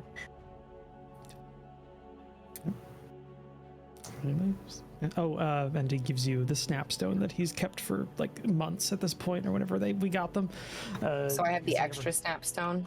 Yeah, you have It's the only snapstone. one yeah, left, yeah. all the rest have been used. It's the last one from the one months ago that we bought. Just in case, like for some reason you can't get James, or you can message Anton. He makes a point of that. Don't message me, message Anton. He can help immediately. I couldn't. So it makes it just quicker. All right. Okay. Just preface who you are, because he has a lot of voices going on up there sometimes, and it's Right. it makes that just there's that and get Gourd. I will do this. Say hello to your mom for me, and I'll give him a really big, squeeze, tight hug. I shall miss you, Darius, but I'm very proud of you. If we have not told you, it took a lot of courage for you to stand up to your family like this. You did well. I didn't. I'll just take the compliment. Thank you. If you're ever in the neighborhood of Bulb, you're welcome to spend the night or you have a meal as your family at this point. But family in the sense of my direct, you know what I mean. You're like Alexi or Claudia to me. So like, and just know that you ever need help. Also, I have something for you to also give to Claudia, and I would like to give you 10 sets of manacles.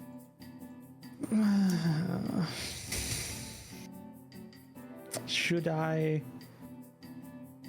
She will know what to do with these. Should I know what these need? Should I need to know what these are for, or? You just, if you need to lock someone up or stop them from hurting you, you can utilize them using dexterity and not strength, as we have learned. So that's why I think Claudia would use them well.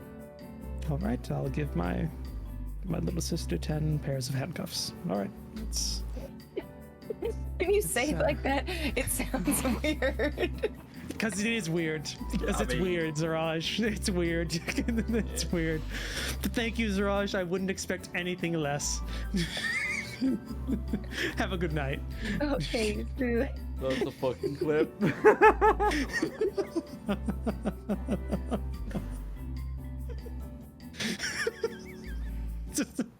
Just yes. Here's a gift for your teenage sister: 10 pairs of handcuffs.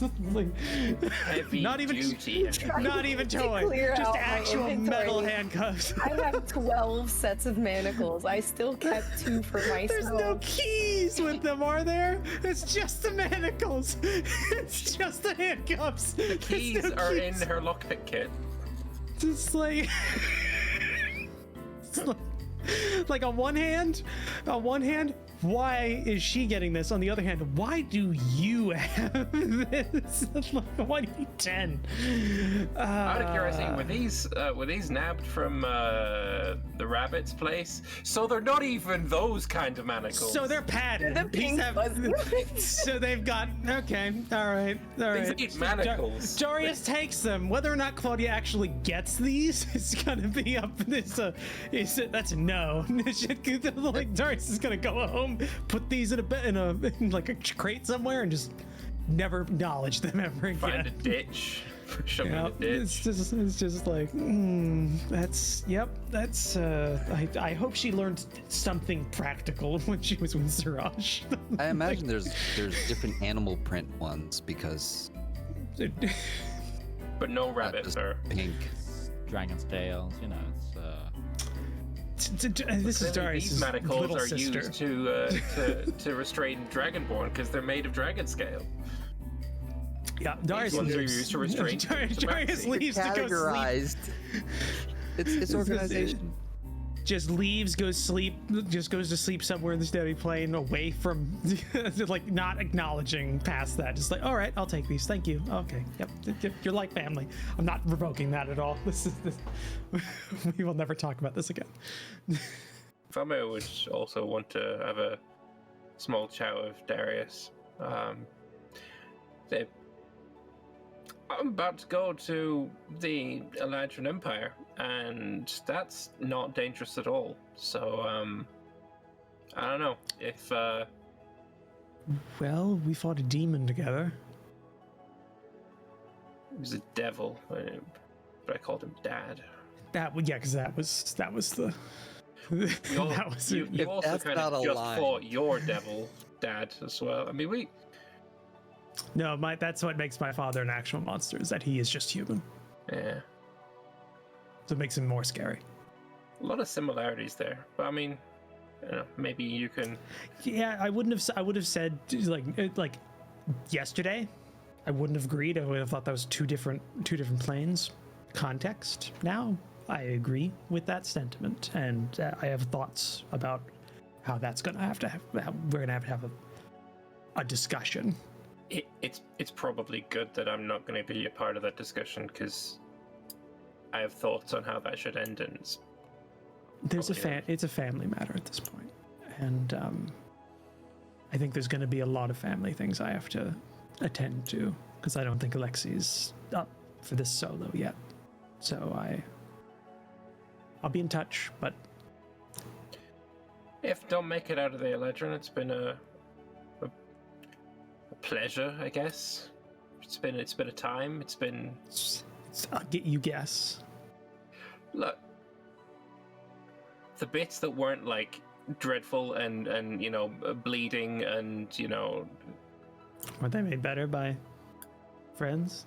Yeah, of course. I mean, of course, because otherwise I'd be probably dead. There you go. It's been a time. Yeah. I'll miss you. Oh, Valymr, you actually would be dead without your friends. It actually, yes. Then like retroactively, the last 3 days ago, like without us, you would be. Well, you wouldn't have been there, but there's I'm just saying. But either way, that should go to show how much everybody cares about you. That was Ruby/Soul. So even though I'm not here, I wonder if she'd do that now. See, that's the thing. I want you two to not be like this. Like I want, me and her have issues. We've had issues. But she's still there for me whenever I needed it. I was there. We were there for her. Okay. Context matters. She was there for you. So I think I know she would still probably try and most likely help out if I died again. But I don't have any doubt about it. Anyway, I hope your dad meets mine soon, and I hope to see you again after I'm done stopping this war.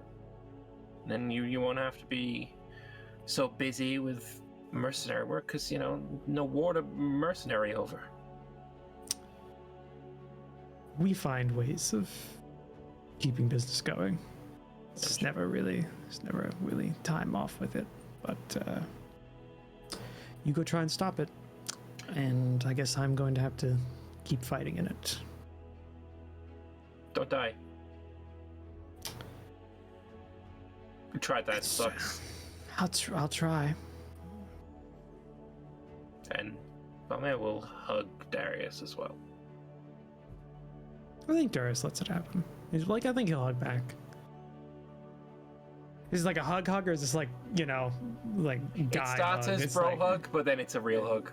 Yeah, it's that wall breaks. Bro that hug to dam test breaks. the waters, and then it's actually it's pretty good. So converts. Yeah. No. I would give you something, but I've already it's talk with Ziraj. Oh, I mean, I don't really have anything. It's not a competition. Yeah, yeah. That's all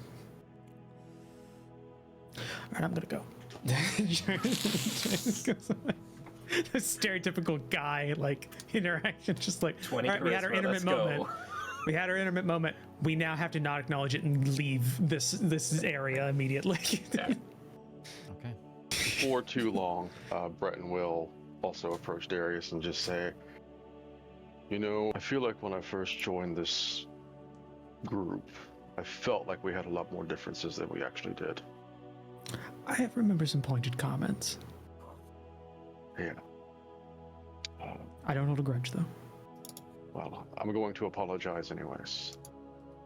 I judged you for how I felt like your family acted, and let's face it, from everything I've managed to learn over the past couple of days, it seems like it was less your family, more your father. Your father was the reason that I judged you for everything you've done, and even more so now, that seems wrong. Some of them are assholes. Just generally. You know, most of my nephews and nieces aren't saints either. Lord knows about that. But I'll accept it. It was valid to think that, though, because that was what you were presented with. At least until you saw otherwise. But how'd you know? Yet here we are now, and clearly, I hope to hear much better things in the future.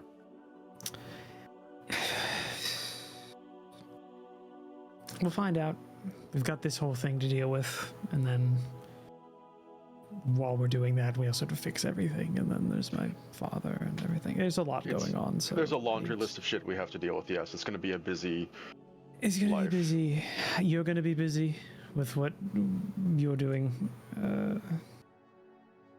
So, yep. You can, if you ever need to get in contact with me, Alexi's.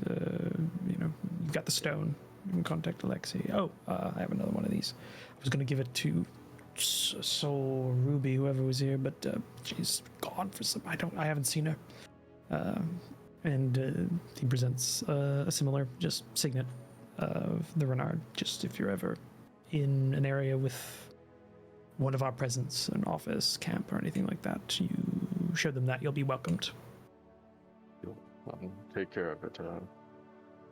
Take care of yourself too, Darius. I know you are changing in a way that you're still going to have to be dealing with for months to come, I'm sure, but I haven't slept. Don't start with that yet. Don't forget to, for the sake of everyone, including yourself, don't forget to care about yourself, you know?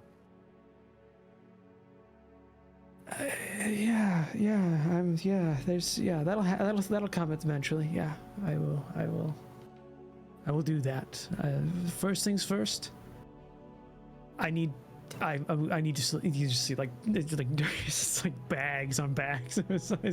He had 6 hours of sleep right after he got his for like memory 3 back. days. Yeah, it's been rough. He's just been constant on the go. It's like yeah, I'm gonna. I appreciate. Yeah, I will take. Yeah, first thing, sleep. I'm gonna take a nap at least, and I'm gonna go pass out next to this tree in this ethereal pocket dimension, and then I'm gonna enjoy that. So I don't think Breton goes in for a hug, but he'll definitely go in for like a solid handshake. Yeah, Darius will give him a handshake. I was gonna say take care of Ruby, but that's more so just make sure she doesn't cause herself to be put herself in danger. Just temper those. I'm not sure. Breton kind of gets a dark look in his eye and says, I worry there's more at play there than just her at this point. It's because some of the things I heard today I don't think were her. But I don't know. That's, you know her better than I do, I would think. Yeah. So, yep. I'm gonna do everything I can, Darius. I'm just a message away. And then a message relayed. Either way, you can get a hold of me. I understand, yeah. Go get some sleep. Yeah, I'm gonna do that. Hey, come here a minute. Do you need royalty-free music for your TTRPG content, whether that be a YouTube video, stream, TikTok, Instagram post? Don't worry, we've got you covered. My name's Alex. I've been a content creator for almost a decade now, and I've teamed up with my good friend Harry to produce 10 royalty-free songs for you to use in your content completely for free. We've tried to make a whole range of motifs with this album, covering happy music to sad music, to mystery music to combat music. And if this takes off, you know what? We might even make some more. So give the Elendor Chronicles soundtrack Volume 1 a shot. It's free to stream everywhere. And if you want the high quality downloads, you can come over to our Patreon and download them, or you can contact me directly at tabletop@themidgemansworld.co.uk as a creator, and I'll just give it to you for free. That's it, there's no catch, and Just to prove it, we've also given you guys a user license agreement to prove that you have the complete perpetual rights to use this content. So enjoy, and good luck on your next adventure.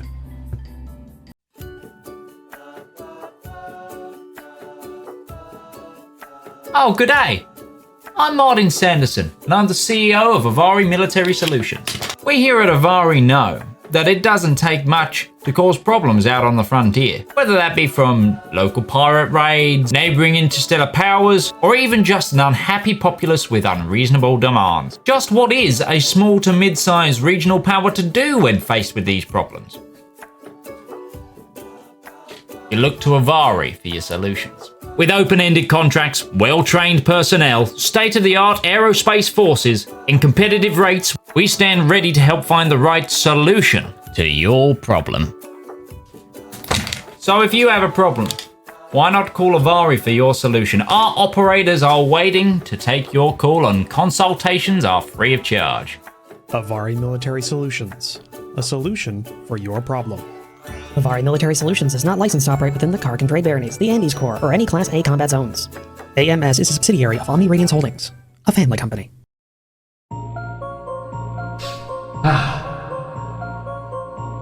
When is a story more than a story? When a tale is more than words on paper? When is an ad more than the script it's written on? In the darkest and deepest annals of our own history, worlds of wonder and splendor burst through like a blister made of hope. From the brain that's rattled and riddled with madness, a radiant pustule. Writing, art, that's storytelling. That is the true lust of life.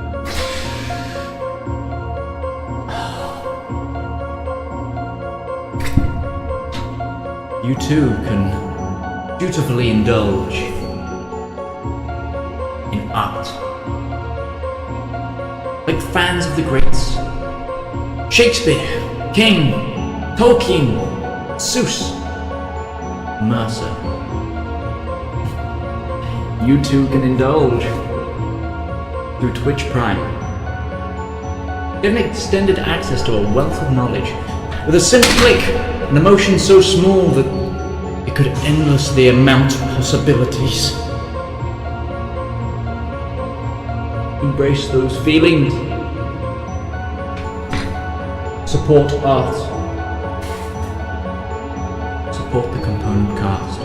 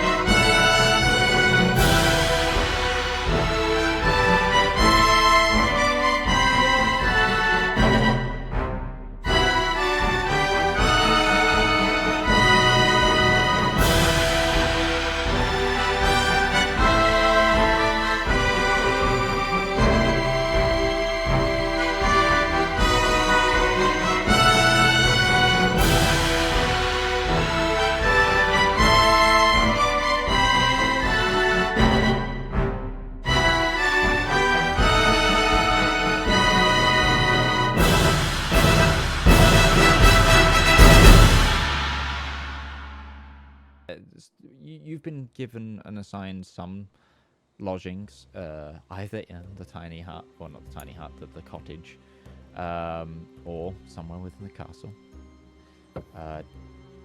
Zep is at least a day out. Is there anything you'd like to do before then?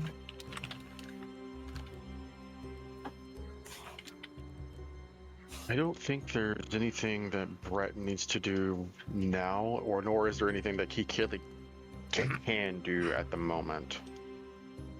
Unfortunately, this is a hurry up and wait situation. And turn back into Ruby.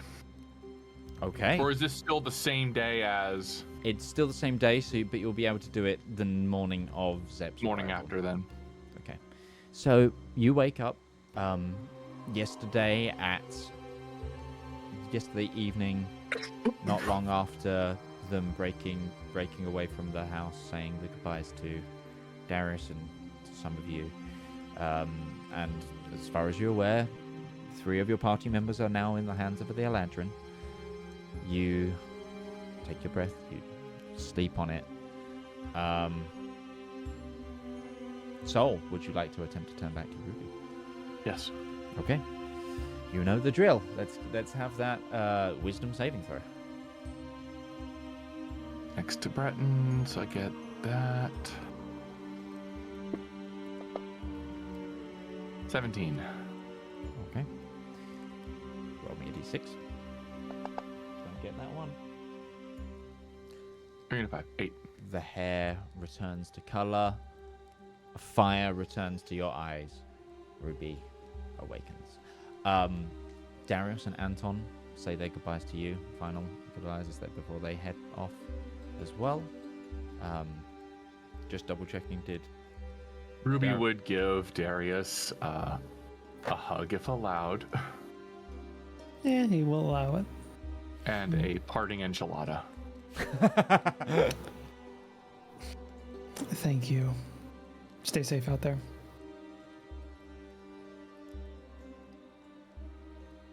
You too. Okay. And they separate with the teleport back to Bold. I think right before he goes, see what I'll say.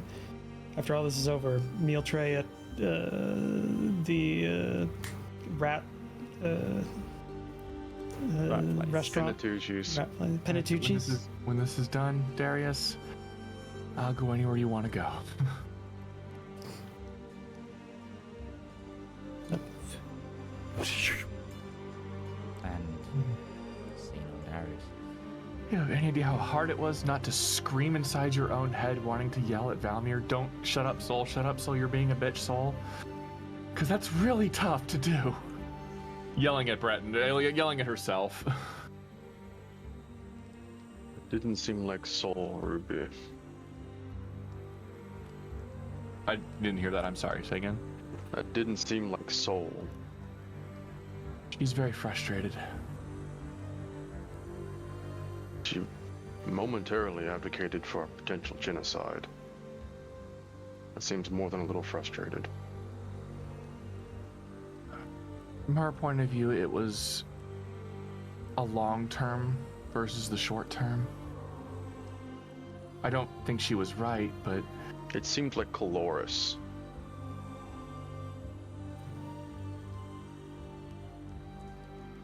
I think it was the pragmatic point of view instead of the good point of view.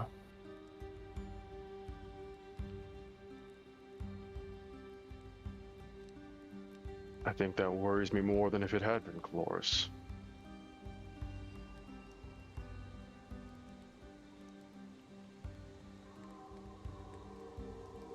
She just shrugs. I think you need some time off. I was gonna call Mom, but we have a lot to do. I can't go home yet.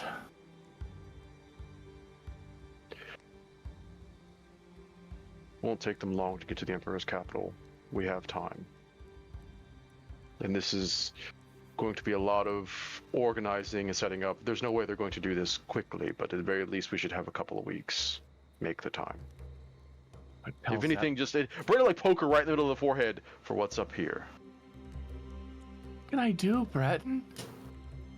The transition has become easier, but we're still two separate entities with an explosive part that's somewhere down in there. And I worry that the more you switch back and forth, the more it's eking out. I don't know what to do about it.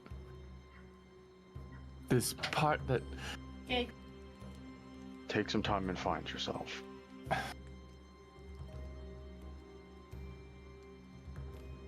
The closest teleportation I have to home is Garvaloo. I don't have Ate, I don't have home.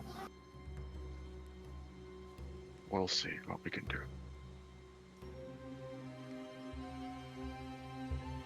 It really depends on how long we have. I've tried to contact Caloris, and apparently she's on this plane somewhere in the planet. But, you know, we have to worry about two civilizations trying to kill each other. And then the cults and dragons, and it just feels like I'll never get to that.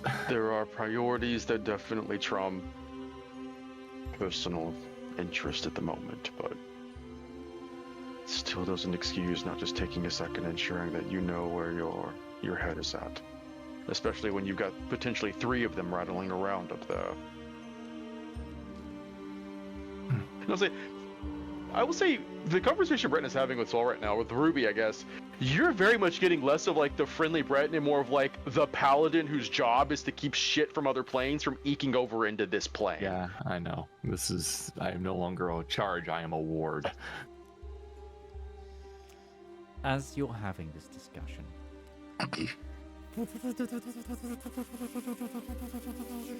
Zep, you are probably about half a day now from the rendezvous point with those who are not progressing into the Eladrin Empire. You, at one point a day ago or so, timelines are a bit funny here, 2 sending stones, one red, one blue, appeared on the top deck of the ship. One pill makes you stronger. But no, 1 for Team Eladrin, 1 for Team Homefront. And a third sending stone was also given for you to get contact with Anton, should you need it. You have finished the ammunition for the cannons, and you have now mounted them properly. The chromatic runes and enchantments that you have placed on the ship are readied, and you've done your first couple of test fires over open ocean whilst you assessed the area was clear. Tinkered around a little bit with the redesign, and before you reach the Empire, is there anything that you would like to do or discuss with any members of the crew? I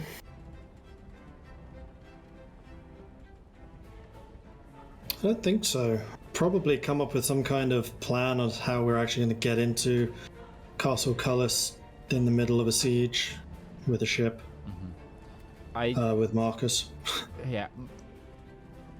You and Marcus both kind of assess that it's probably better that you land somewhere a little bit further away from the castle, just to be out of the range of artillery, because you've had reports that even some of the road heading into Castle Cullis is under fire. So you have already opted to go somewhere slightly out of bounds. Oh, we could use my apprentice's airship. It's a small one. Could we use it like a dinghy? You could. You absolutely could. Is that We'll what you do that. Okay, use that as a way to ferry people back onto the main craft. Send out the rowboat. It's become an aircraft carrier now. send out the robo. It's the robo. It's the It is. dirigible, whatever the term is. Longboat. A roto dinghy. A roto dinghy.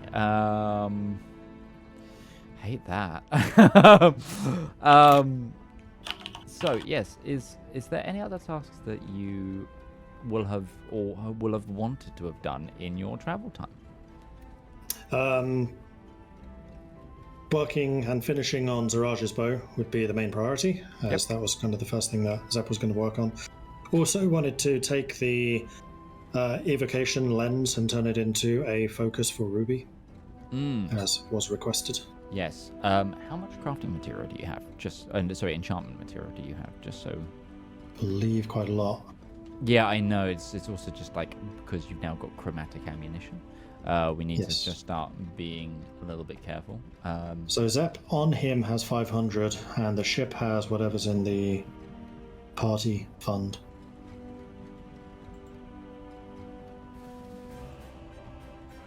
Which I think is another 3,300.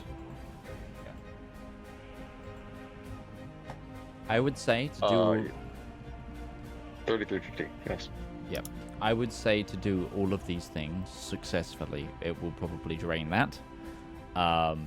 Just because if you want to have enough ammo stored, for example, considering each one of these cannonballs can be anything from the chromatic spectrum, it would take quite a bit, but you can get all those threes done.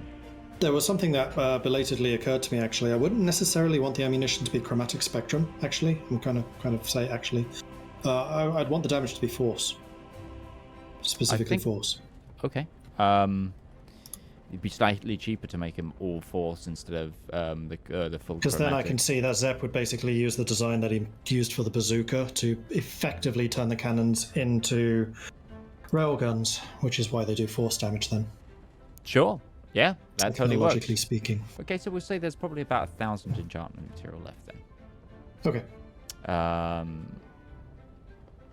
And crafting material at this point is kind of a little more it's free and easy because you've got so much of it, plus you've been flying and got to make quick pit stops for wood, for example. It's not as hard to come by considering that's the stuff that you're doing these days.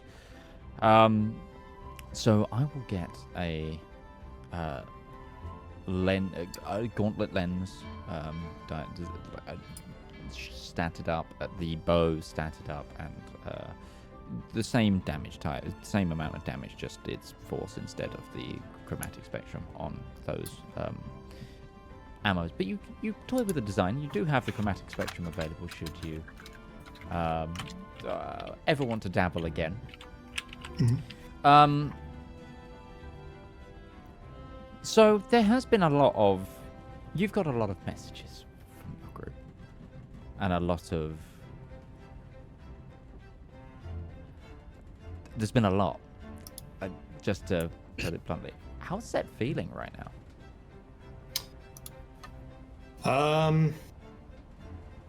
Well, when he first left, kind of miffed because the ship had been taken and that was his responsibility. He probably would have been rather irate and short with people initially, but as he kind of got back into the rigmarole of making stuff and kind of being in his element, he probably would have calmed right down. He's usually a fairly calm character anyway. But then as the messages of actually no, we're in Castle Cullis, Zep would have gone, okay. And then probably messages of Darius's coup come filtering in, and then the Sending Stones we're splitting the party, some of us going to Eladrin, some of us staying in the home front, and then also discussions which I don't know actually were raised yet about taking the seals to Lederung's land. But that was going to be his longer term objective because it's clearly not safe on the ship at the moment. And in Zep's mind, the safest place for them right now is one of the places that has successfully repulsed dragon attacks, and that is Lederung's land. Yep. Speaking of, at the last port, you did let go the Marine captain. Yes. They have been booted from the crew. and you'll obviously be taking some time to hire someone new in that. Actually, I have an idea on that one. Okay. Would the Reynard company have any recommendations as to potential marine captains? They might do. You could certainly ask Darius when you see them. You look up and there is a small, like, balloon ship flapping its way towards the castle. Oh, is that Fred just brings up the sitting stone. Really? You sent the dinghy? No, he doesn't actually say that. It is a much smaller target. They have trebuchets and catapults and things down there. And you just see as, like, something goes close, you just One see... good hit and it doesn't exist anymore. You just see, like, fairy fire flares. Just to move those heat seekers up a bit. No. Yeah, but with a good I was pilot. going to say, like, yeah, like a boulder almost hits and then just like a flat cannon splashes out and just disintegrates the boulder. Program active countermeasures. misstep? I It's really fair. thought we could have used his voice of reason. Well, he's gonna be able to give it here soon. Let's go. You are picked up and returned to the Skyfire. Roll me a d10, please. Sure, I haven't got a chance to do this in forever. Go for it. Wow. 5. Oh, okay. You die. You see one large rock near miss. Mm-hmm. Can I fireball it in midair? Sure. I am active countermeasures. It's large enough that it isn't actually knocked by the fireball. Oh, it's that big, huh? It is a chunk of city masonry. It looks like, actually, give me a quick perception check. So now it's a stone on fire. Yeah, it used to be just a stone. Now it's a flaming stone. Changes the trajectory. Yeah, it's fine. Yeah, Not too hot. It's this looks to be of Rhiannian design, and you're starting to think that possibly they're tearing down the Rhiannian defenses that they've surpassed and using it as ammunition. I need to go to Ruby, not Soul. I'm sorry. Either way, it's not a hard DC. It's just like, that's part of the defenses defending the Carlos, like the marshland, like the big no man's land wall that's already been surpassed. Just like, oh, they're flinging castle at us. Okay. Hello, Zap. But yes, you, for the first time in almost a month, you step back on the Skyfire. Well, it's not almost a month. It's about 2.5 weeks, I think. Mm-hmm. Yeah. It is very good to see you both again. It has been a while, and I understand things have been happening. Sorry for the abridged versions of everything you're going to get. I'm going to, the best of my ability, fill you in on everything. And Breton will fill him in on everything that he can. Specifically not going into the bioweapon, because he still isn't sure of how much they can disclose of that, but he will just say that the Empire, the words he will use exactly were, the Empire seems to be up to something that, well, let's face it, none of us can condone. And we're trying to ensure that that is not a problem for anyone, now or for the future. Zep will say nothing to that, just kind of nod solemnly. A little bit of a distant look in his eye. I think the bioweapon was brought up in the conversation at some point, because we all know Valymr didn't make the deal, nobody's so he actually can talk told about Zep it freely. this. Then Ruby will tell him. Valymr hasn't had the ability to. No, then Ruby will tell. What exactly are you telling Zep? The Rhiannian Empire is creating a bioweapon designed to attack I believe, the lungs of elves. It's based off a pre-existing condition or disease that already is out there and has been modified to be widespread and lethal. And what are we doing about this? The Emperor has given us 5 months to call the Eladrin to have an armistice or a pullback or a ceasefire, or he will use it. We are trying to get everybody to come together to have a talk, to hopefully end the war by leveraging what we know about the bioweapon plus what we know about the spell cannon, and then trying to focus their efforts on the bigger threats like the dragons and the seals. and hopefully be able to, if not unify them, then at least unify them in purpose to deal with the larger threat and give everybody common ground to work together on. In the more immediate time, James is working on a potential cure.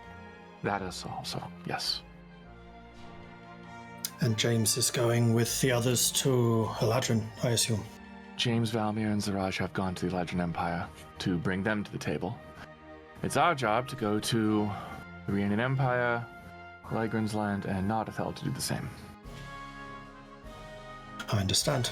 We must all do our things here to prevent catastrophes that must be prevented at virtually any cost. And I did have some thoughts on that. Well, I'd hate to say let's divide the party some more. Breton and I can more easily handle Nardathel, and you could deal with the Iron Duke. And then we could all reconvene at Seat to handle the Rien. That sounds reasonable to me. Breton insists, and I agree. I need to go home for a while. I have some personal issues that I need to handle, and I can best handle that if I were to go home.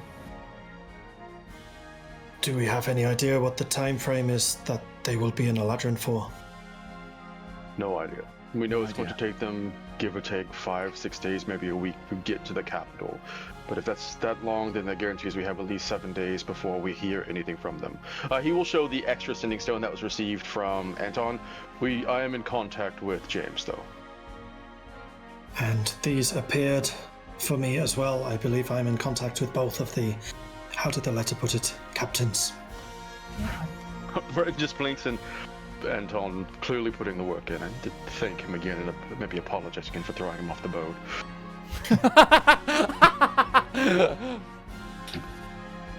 He's been nothing if not quite accommodating. He is still not welcome on the Skyfire.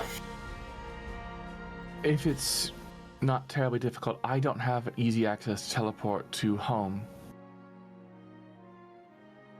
Yeah, let us get back to the Skyfire first, and then I can look at some maps and work out precisely where we are going. I believe my mother is in Ate, I think, still with her sister. Yeah. It's next to it, yeah. But take me to Ate, take Brett and I to Ate.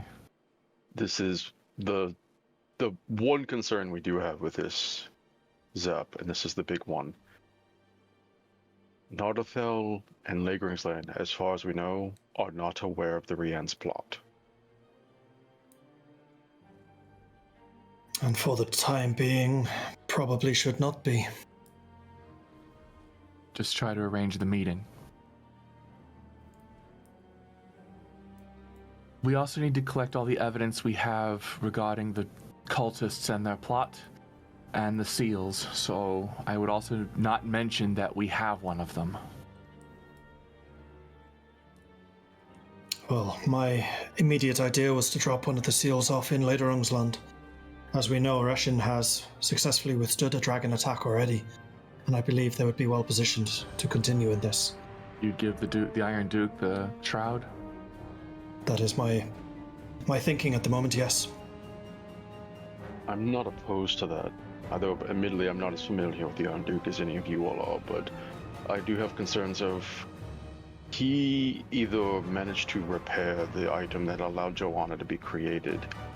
We need to ensure that he knows how imperative it is that he does not do this again. I think Joanna's broken, and that's what makes her... No, Joanna's fixed, and that's why she's no longer a seal. Yes. I've always been on it, Midge. I've always known. I follow the logic. Yep. Good. Yeah. Cool. Thank you. Which means if we need the seals to be reinforced, or the barrier to be reinforced, we need to break the seal. Seals have to be broken to fix the barrier and strengthen the barrier. Yeah. Well. Yes and no, but we'll do some. That is our understanding of it. That is how it has been explained to us. We can also create more seals, but the creating of more seals requires the power of the king that never was, and that's an entirely different thing. My guess at the moment is the Duke did not realize that it was a seal. Remember how Warforged are created is through crystals, and this was simply a very big crystal. And I'm not advocating for anything to happen to Joanna. It's one seal, but Which is something else I'd like to bring up, though hardly relevant right now. I'd like to contact... She just looks up at the sky. King that never was, if possible. If he Or is at least even- discover a bit more about him. We know that only the king that never was has the power to create new seals. Yes, And if I Joanna might is to have- be replaced, we will and I need might to. be able to get more. Did I get the book from? No, he's kept that book with him. How do I get Yeah, it? you, He you said were supposed to could go meet him. You meet him at the capital. Sorry. That's Okay. why Breton was Yeah. so confused. Like, why are you fighting so hard to leave so quickly when it's like the time you can spend here with him is both the book, but later on at the capital is when it was kind of rooked Yeah, into it. and when we get to Seat, I will be able to get my hands on the first edition copy of the Book of Ascension. And that might provide illumination on the seals. Okay, so all of the places that we currently want to go to are in completely opposite directions. Yes. We are currently at Castle Cullis, which is effectively in the center of the map. Seat is to the northeast, Arte is to the southwest, Lederungsland is due east. We also dividing and covering more ground. If I can get to Ate, I can speak with my mother and the King of Ate, the King of Othray. That might set up the stage to get to Gervalu and to the Living Saint and to whoever else we need to get to about Nardathel. You can speak to the Iron Duke and get that meeting arranged, and then we can all reconvene at Seat, because I can teleport there, you can fly there, we'll meet up together, and hopefully we can arrange with Team Eladrin when we can all put this together. Because the With idea luck. was, we would make the Skyfire the meeting place. I would caution you that this will take a very long time. I don't know if this map is exactly accurate and how much space there is between Nardathel and Vestilian Theocracy, but it has taken me 2.5 weeks to make it this distance. It would take me another month, at least, I think, to make this full round trip. For you to, yeah, so it'll be from where you are now to Arte. You're looking at about 5 days if you get good wind, and then, yeah. The alternative, Zep, is I can teleport you to Legensland, and the Skyfire could just meet you there. It's also possible that if we go to Gervalu, we could just find a teleportation circle that gets us much closer to Giemfrey, Amovel, or Arte. Which you Well, can if all I go get us to. southeast rather than southwest, I can drop you on one of the trade routes and you can make your own way to Arte. While I continue on to Lederungsland. That would at least then be in the right direction. Alternatively, I could ask one of the many mages of this place, can I borrow a teleportation scroll? And just go. Save you the trip 'Cause- entirely. The other thing I would like to do is offload some of the goods that we have on the ship at the moment. I have a feeling that financial resources would be useful They in the would weeks and certainly months help. ahead. Thinking And we are of well equipped to make a lot of money on this trip right now. Breton and Solar, Ruby are both very well ventured in the western region of the Kingdoms of the Nardathel. Which of those is the largest city? Would that be like Chen or is like Charvali? Which of those cities do we think would reasonably have a teleportation circle that if we could just get the sigil for, Soul could just bamf back and forth to? Sure. Let me just. I think Ate is the biggest. If Ate is, that would save us a lot of grief, because then we could just get that from Givalu, which you can already teleport to, and then we could just teleport to Ate, and that would save us a lot of time. And that would not take Zep any more out of his way.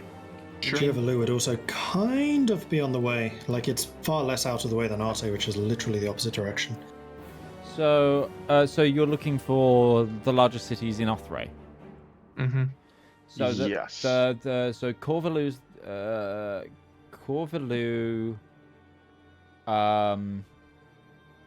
Corvalu is the capital. Or is it and then I can't remember. But I think Corvalu, Arte is the capital. Corvalu, Arte, and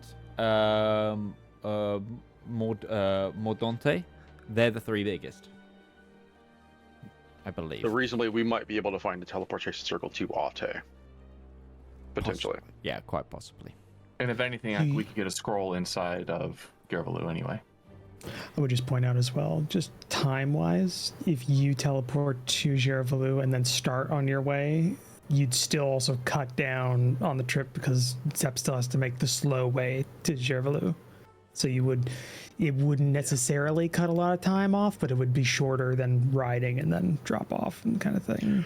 Well, I was going to pitch that if we're going to teleport to Gervalu, Breton does want to go to his home for a while, which is in he was basically in Modwin, but Modwin is basically on the way to Lakers Land. That's a very small deviation in the course, and it might be, if they're going to take that journey anyways, it could be, I don't know how much faster it would be to do that, but if we're just going to teleport around, like teleporting around would save us a lot of time and energy.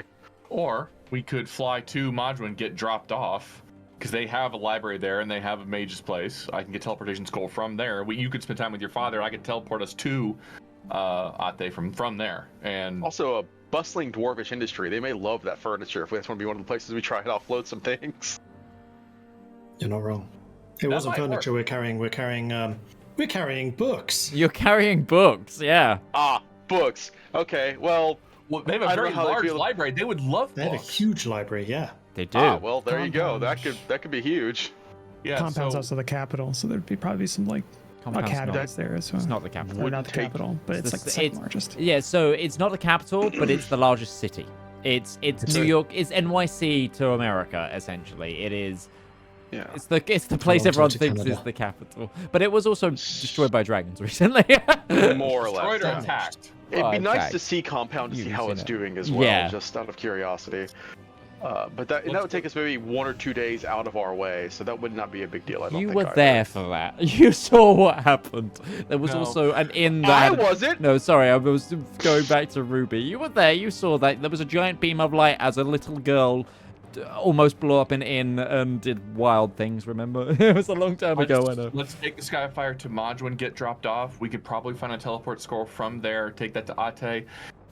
Zep can offload his cargo, get paid, goes on to Reshin. We handle our business in Othray, go to Gervalu, get all that set up. He gets the Iron Duke set up, then we reconvene in Seat.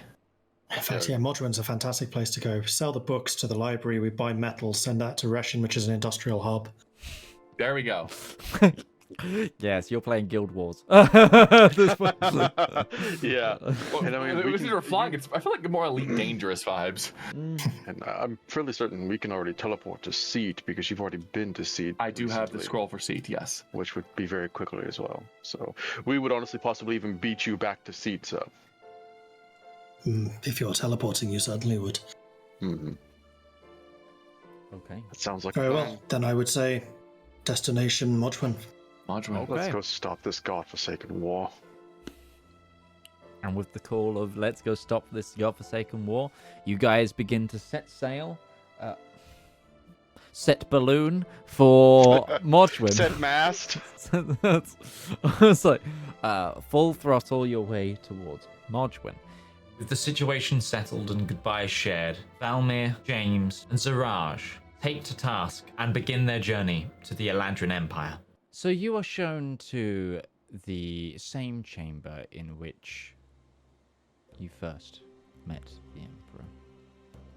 This time, still as heavily guarded, but the splashes of blood and beheaded doctor have been cleaned up. And there are a few more officials around. There's a lot more, like, the door was... It was not a private meet. Like, it wasn't like it's not a private meeting this time. And in fact, as you enter, you see definitely Valymr. Actually, out of this group, Valymr, you're the only one that recognizes this individual. But you see Crown Prince Wystongjir there. Far more bedraggled than his father. Like, this guy is windswept and dirt covered. But still pretty immaculate in terms of, like, he hasn't been injured or anything. And he's there. He looks to have just, like, almost finished giving a report. And then he turns, and he actually, when he sees you, he then looks to his father, and it's kind of, there's like eye opens like, oh, this is a pleasant surprise for you. And then you get the impression cogs are working. There's like an internal, oh, and his eyes kind of furrow towards his father. And he takes a step back. And then you are free to make your request. Valymr doesn't bow. No. Honestly, the Emperor actually doesn't expect it. Doesn't ask you to bow or anything. And yeah. So, you're taking me up on my offer? We three are. The others have other business that they need to attend to, and in the effort, it's same kind of parallel vibes, but it's multiple paths that lead to the same end. But we're maybe going to need some things. We're going to, take you up on the offer of being a, I guess, ambassador of sorts to go to the Eledrin Empire and try to stop this war. We're hoping that we could potentially get yourself or your son to a neutral point, and Eledrin the Immortal as well, to have a discussion, a sit-down meeting, a diplomatic hoo-ha. He kind of raises his head back and if we can get him to the table, can we get you to the table? I gave you my word that I will do everything in my power to stop this.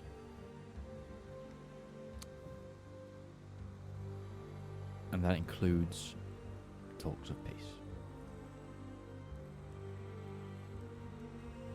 My terms I've set. You are far within your rights as to task your own.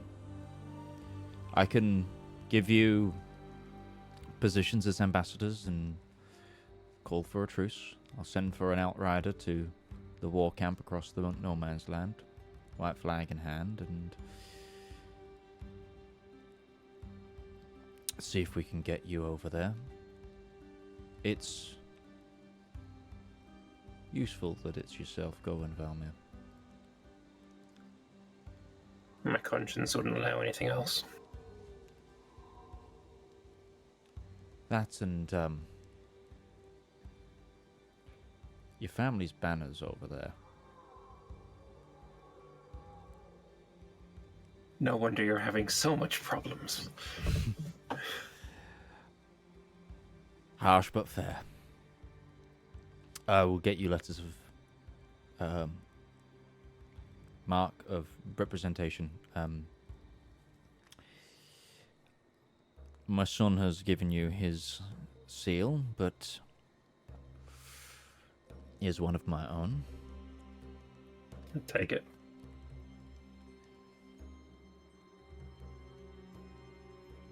I agree to come into the table if you can bring them to the table.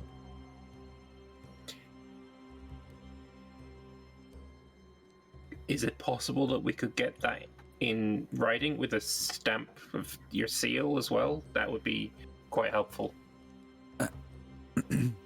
I believe this is that representation, Valymr. I will get it in writing as well. Just every little helps. Any little advantage. Also, it is generally very customary for ambassadors and representatives of a nation to bring gifts as a sign of well-being. Is there anything that you think you would part with as a show of good faith?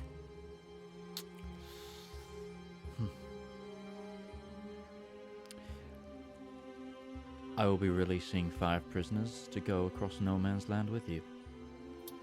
Wonderful. That is most generous, Your Majesty. What rank or what position did those individuals hold? Because I imagine they're not just going to take run-of-the-mill soldiers. Petty nobles of various houses. Okay. And another ask, as you are so generous, might we have a little bit of funding for this journey? I myself am very poor, and also this is one of those wine and dine situations, you know. When we get there, I want to take them out for drinks and dinner and really cozy up the atmosphere. I believe that this would help our cause a lot.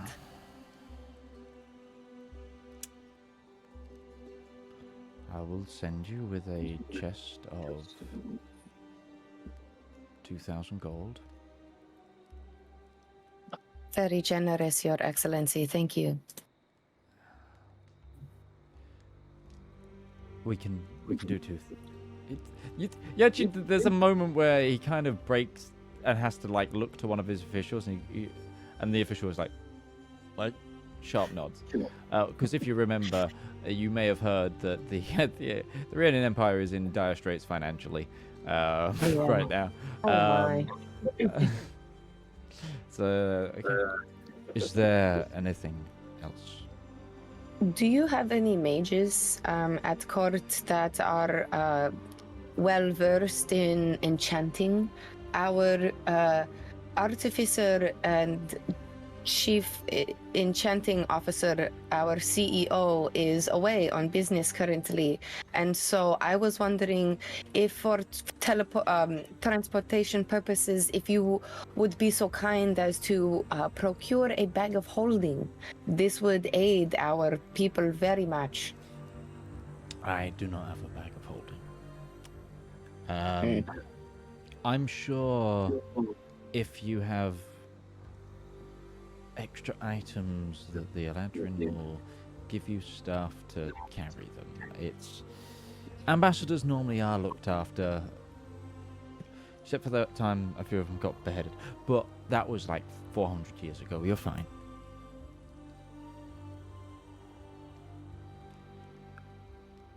You managed to make me believe you. I have faith that you will succeed here. Genuinely. I hope you succeed here. One thing I would ask the doctor,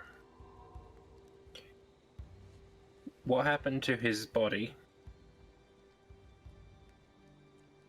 It's burnt. It's unfortunate.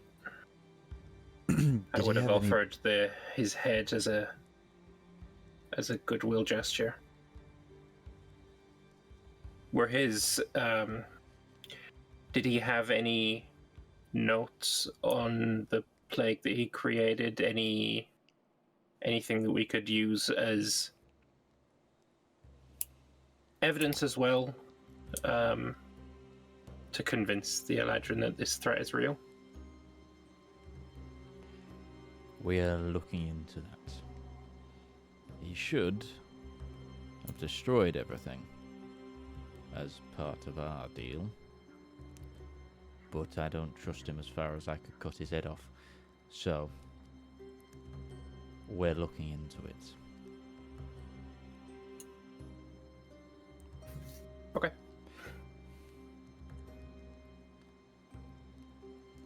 Well, I will send for riders now. Be ready. The ceasefire could happen at any moment, and the time to get you across no man's land might be limited. So, we'll be ready. Very good. As you were. I'll nod to the son. What did you say? Wolfstan. Wolfstan. It's nice to see you looking well.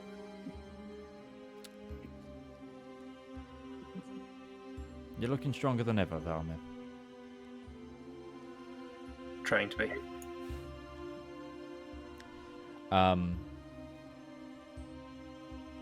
Okay. So, What's the Emperor's name? the Emperor? Yeah, but like, do they call him like Emperor so and so? His name is it's Godric the 16th, I think. Is Godric a regnal name? Like, will Wolfsand take on Godric when he? He probably will. Yes, it is a very well-known regnal name because the first sort of like savior of the Rhiannon Empire was a guy called Godric Willowwall. Willowwall was like the affectionate nickname, but Godric the First. And since then, they've all taken the name Godric, pretty much. It's like George or Edward. Yeah, So- it's 16th. Hey, I remembered.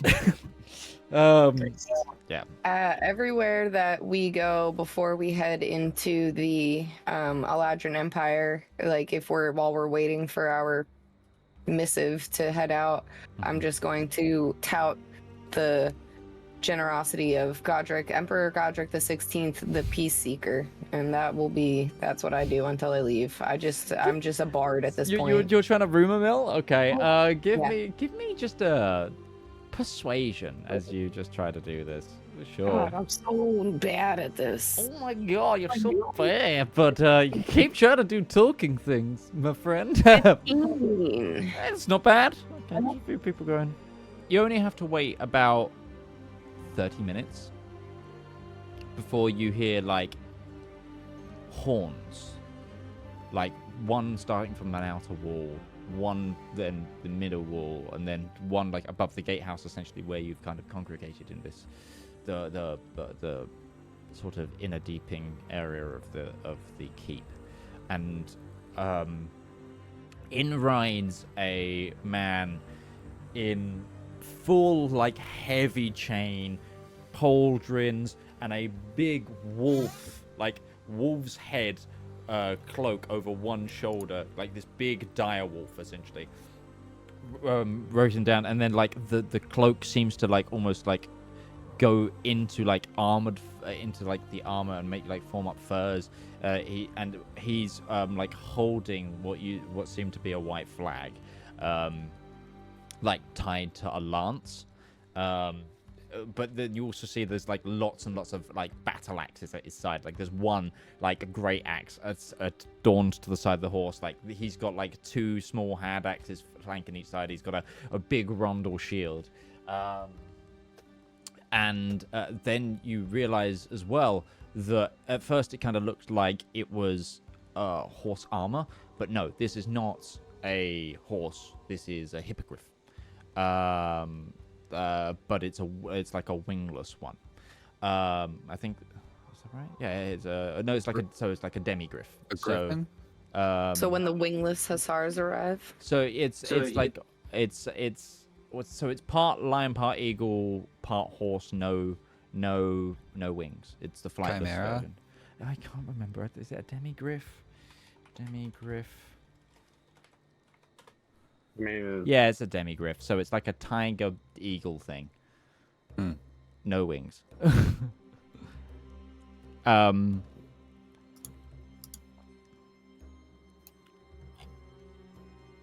then he looks and he's like, "Okay, we've got a small reprieve. You two grab the prisoners. You the ambassadors, yes? Yeah. Okay. Mount up, we're going over." And he whistles, and then like 3 more knights come in with these demigriffs, and dismount. And like they're holding reins for you to take over. Immediately jump on its back and grab the reins. Well, I was going to bring out my lizard, but chance to ride a hippogriff doesn't come along every day of the week. So they weren't sure. They bought mounts just in case. There's mounts, and then there's mounts with a capital M. James, are you taking the reins of one as well? Yes. Okay, so you guys mount up and you follow this individual, and like as you go, it's like gates are opening as you ride, and it's not a slow pace. that is being taken. And then you get out and like, you've seen the Cullis Marshlands before, you've seen what it's like, but imagine like thick bog, but mixed with craters and strewn with fires and like stakes in the ground, like cavalry spikes. And this individual is like, he like shouts back, he takes the helm and he shouts back at you, like, keep behind me close. And like you see him sort of weaving between in and out, and he's not going at a small pace. And you guys also look behind you, and there is like more of these knights have like mounted up, and they've like thrown the prisoners like over like side saddle, and it's just like, so they're right, and you're just like in and out, and it's like you notice it's like if you were on horses, you'd really be struggling right now. Because the demigryphs are like grasping onto the ground more, and like they kind of skidding into craters, going up, climbing. It definitely helps that they've got like a climbing and a pounce-like ability. Almost those cat-like skills that are coming into play. And yeah, if Siraj or Valymr looks back at James, he's like holding on to this thing for dear life. He looks like he's about to puke. He's like this is the worst shape you've seen him in. Meanwhile, I'm like in heaven. Like, I know we're going through like an active war zone, but I am not feeling very serious. I'm just like having the time of my life. I'll take the middle ground. Valmyr's here to do a job. Yeah. There ain't no water. There ain't no big drop. We're cool. Well, it's quite wet as an environment. This is a marshland. Yeah, it's a bit different from it's more a thalassophobia. Yeah. Okay. You know, you can still drown in mud. Anyway. Let me. It's fine. Focus. No, I get that. But and eventually you're right. And essentially, as you start to move towards, it's like you get the camp then enters like your view. And you notice that where the camp is, roots and grass has grown, vibrant green, and it's like underneath like the war camp of the Elandrin, they've reclaimed the land physically. And it's like Druidcraft has happened to create a better like area for them to stage on. And you see that the terrain gets easier. And as you get close, you hear like drumbeat and horn as well follow as to signal someone's coming towards the camp. And the guy in front is like actively still heavily waving the this white flag just to signal. And you see, and it's, give me a quick perception check as you all ride.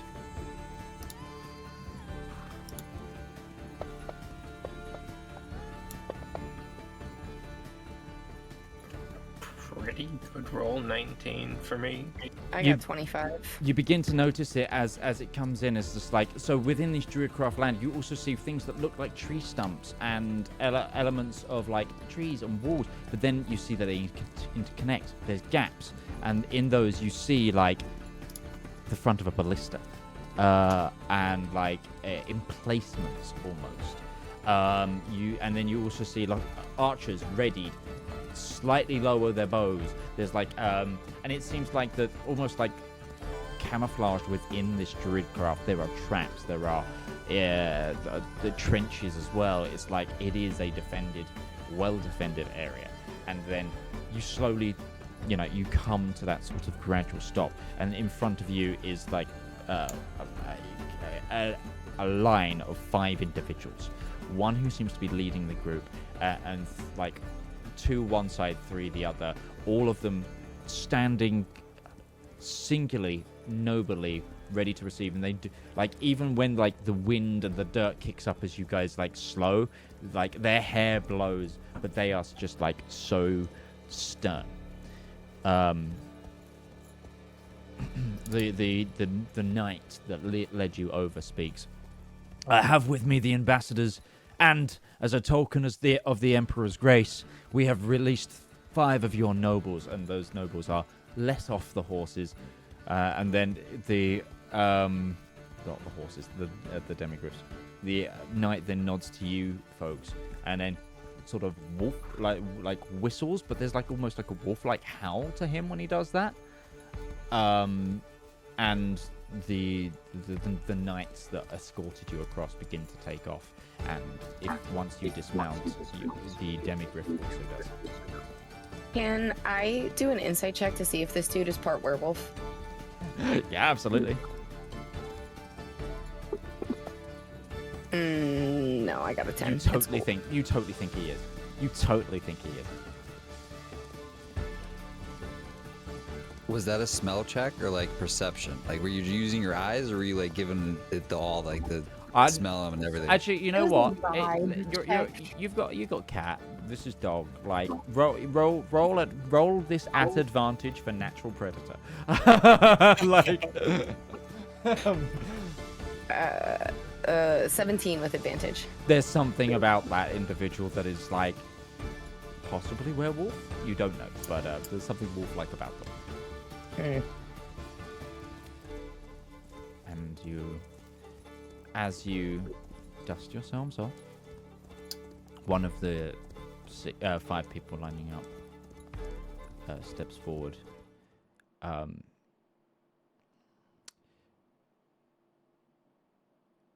And speaks in common.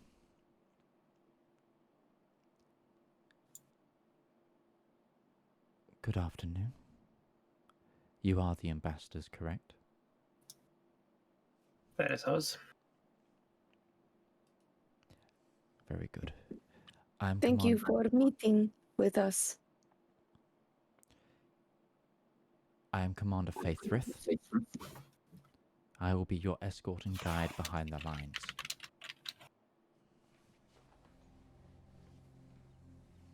And this individual is like,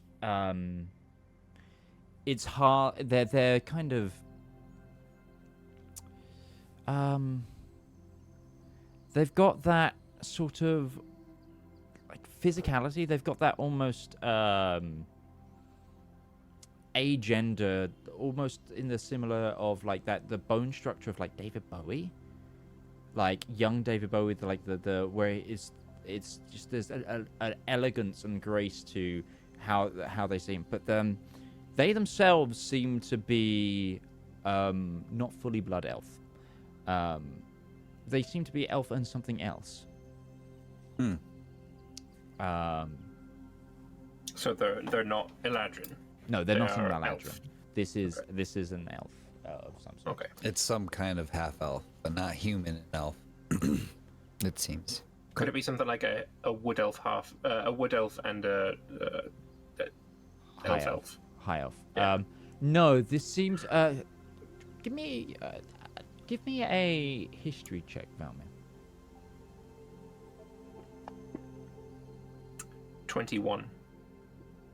This actually, the more you look at them, you sort of realize this individual seems to actually be have some sort of somewhere in their gene pool orc. There's a slight orcishness about them. Oh my gosh, that makes total sense now the way you described them. What? Really? What? I'm sorry. Yeah, to me, David Bowie. saying young David Bowie, and an elf, totally was like orcs got to be the other half now that you opened it up. Like, can't be anything else. I don't know. But it's definitely not like half. It might be like a grandparent. It's or like a 1/4 sort of thing. So there's a little bit about them. But yeah. Please. Can I get you any water or anything of the sorts? And should you require a translator, not everyone speaks common. I can have one provided for you. I'll respond in Elvish, so that won't be necessary. He then responds to you in Elvish. I didn't expect so, but I wanted to be sure. It's appreciated.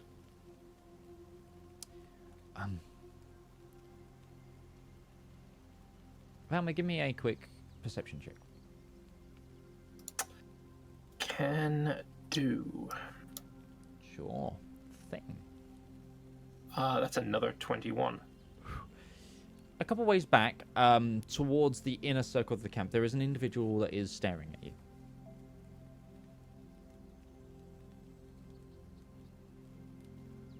Do I recognize this individual? Yes. Do I share blood with this individual? Yes. What is the name of this individual? It takes you a moment to see their hair and their face from the hood and the cloak that they are wearing, but standing from a couple of meters from a tent is your mother. Mama at the war camp?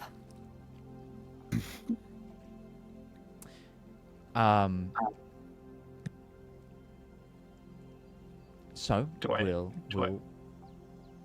make eye contact with her? Do you make eye contact with her? If That's I a look in very her interesting. direction, is she looking at me? I told you she's staring at you. I make eye contact with her. There is a faded smile that returns to her face. Like a 10-ton weight. Just over there now. It's off the shoulders. It's over there. But it's too far to see more than that. You are shown further into the camp by this commander. He begins to start explaining some things. It goes along and is just, we are currently growing a ring to get you to Noxodanis, from which we will find you transportation towards the capital. If there is anything that you require of us whilst on delegation, you will please just ask and we will sort it. This is still very short notice, so there will be a small diplomatic hold on you at Noxodanis whilst we organize meetings, etc. I'm sure you're aware of this. We were expecting someone to reach out with the siege ongoing, but obviously we heard and we are reacting as we've heard. We're reacting. You're doing accordingly. everything you can to respond in a timely manner. It's understood. Thank you for all your due diligence in this matter. The individual. There's a. There's an affirmative nod about them. It's just. Yes. We've no reason to complain. Follow me. I will show you to your quarters until. It should only be a couple more hours for the mushrooms to grow. I'll lean to the others that the mushrooms for teleportation situations. That's quite unique. These guys do things different. You three find yourselves in a tent, really luxurious, finely craft furniture out of it's almost like the furniture has been grown into shape and then chiseled away and worked by carpenters. There's throws, there's it's like what seems to be a servant who's openly offering wine, but the three of you sitting and waiting to hear. You are guarded. You haven't been. There's troops that are clearly. It's an interesting vibe. A lot of you get. Well, mainly James. James, you get the impression that it's almost like it's not a case of they're looking at you with disdain or fear. They're just not looking at you.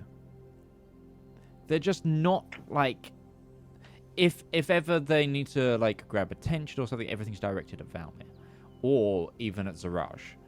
It's just you are a non-entity to them, if that makes sense in their frame in their frame of mind. But after a moment, after a little while, you hear a woman's voice outside the tent.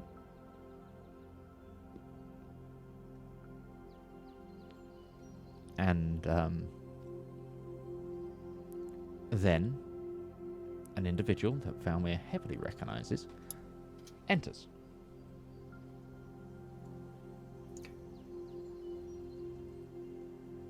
When I see my mother, I will drop to a knee, bow my head, and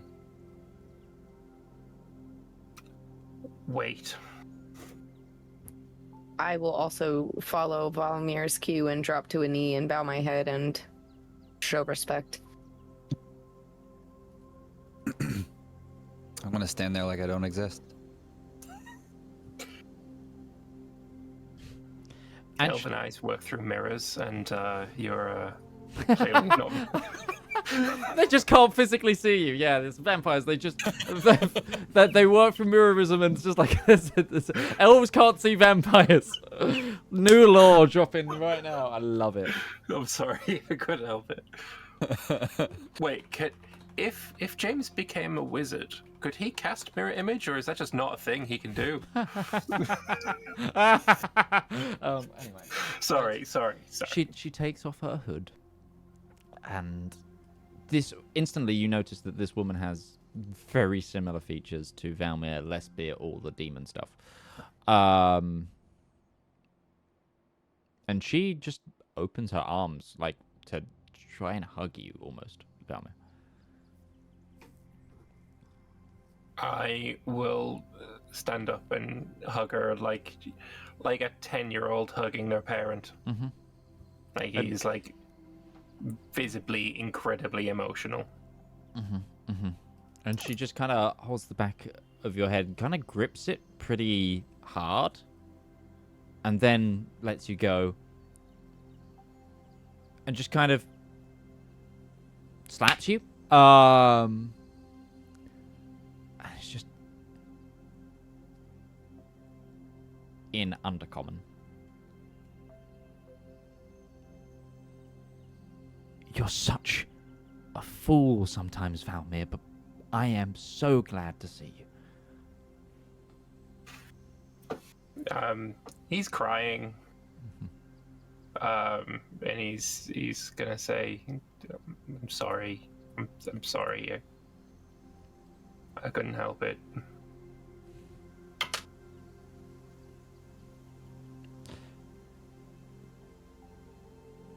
She then responds, I know. I'm sorry too.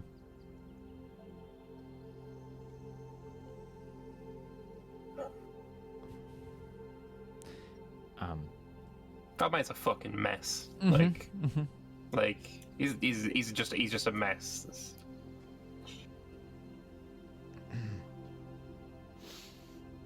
She then just says, she then turns to both of you and goes, I'm sorry, where are my manners?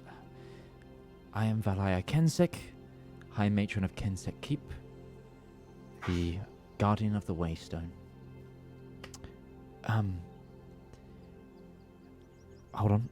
Let me try to work this out. Kithis. And No. Darius? No. This is Siraj.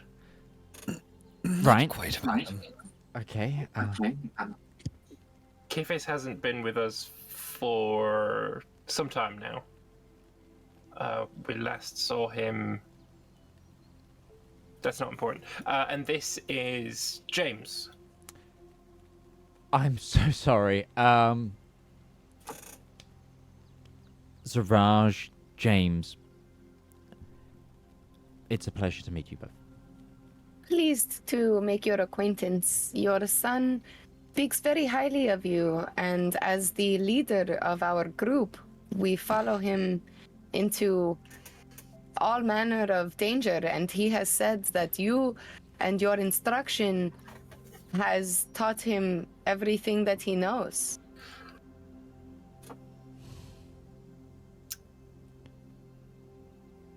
Valymr is flitting between like, oh, I'm being bigged up, and then, oh shit, she's totally gonna see through this.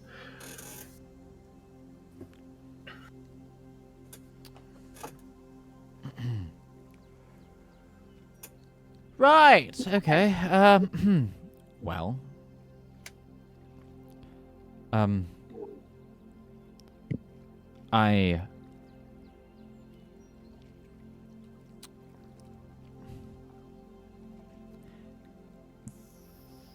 I did not expect to see you so soon.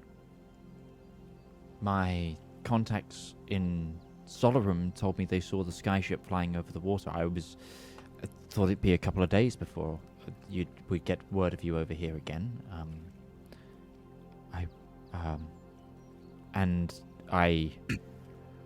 When you sent what you... She's kind of like shifty eyes. They know. When you told me what was going on,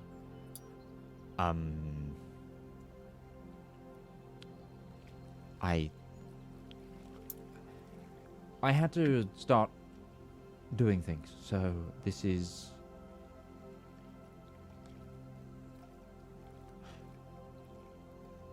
such a surprise. Yeah.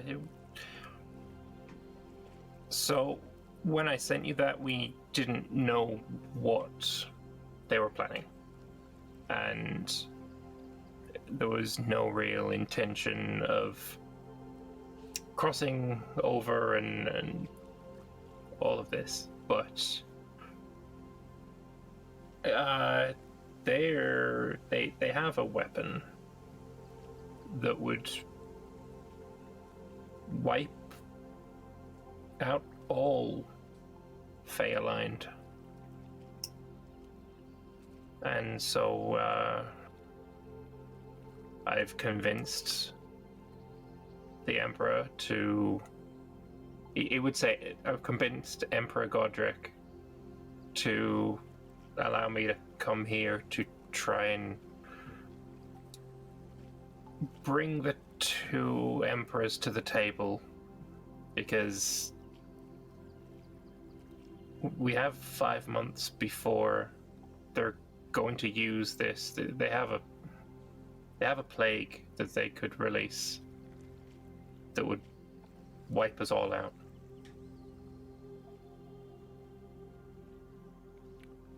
She kind of staggers back. I think you lit a little too hard there, Valymr. I'm not going to hide anything from my mum. She sees right through me. Oh, I understand that, but No. we do have to also understand what position she holds.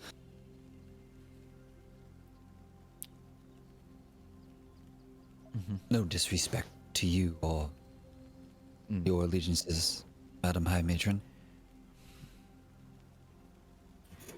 My allegiances are to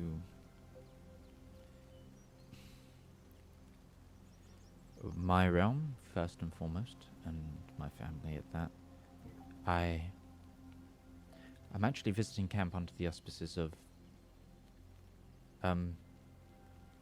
your brothers here, Valymr. Oh. That. How is Valnoth? He's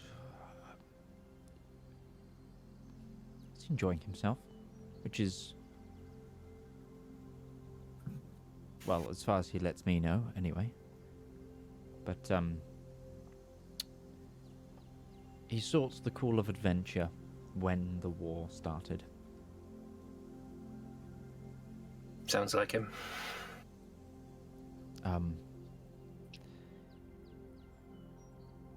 Hasn't done too much, however. Made sure of that. This is a lot, you're correct, but thank you for telling me. I understand why you're here now. Is there anything I can do to help?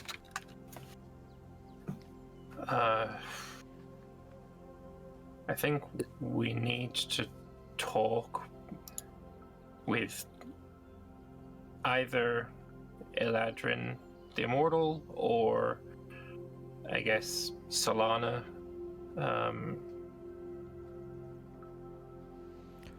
We need to get them to the table because the war needs to stop. If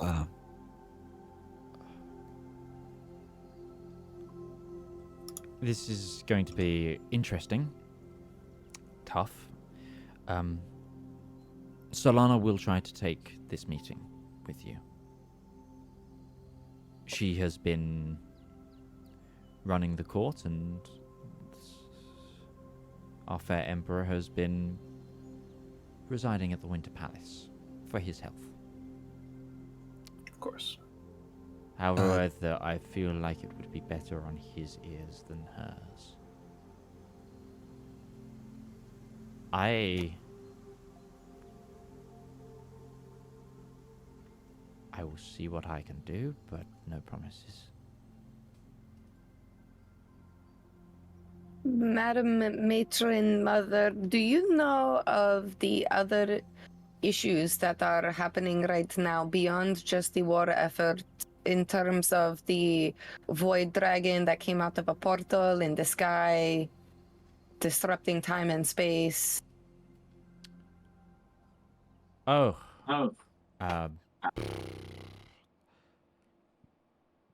There's been dragon sightings all around, but we have dealt with them. Nothing of a giant void dragon that can distort time and space.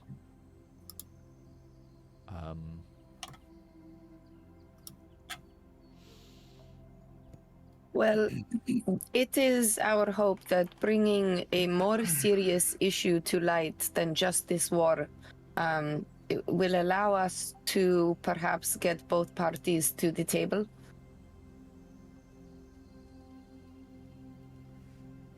If you have any insights on the best way to approach the Emperor or something like this with this information. Eladrin the Immortal, ever divine be his name, is rare to take guests. There are ways to get him to talk to others. He's very rarely seen in public.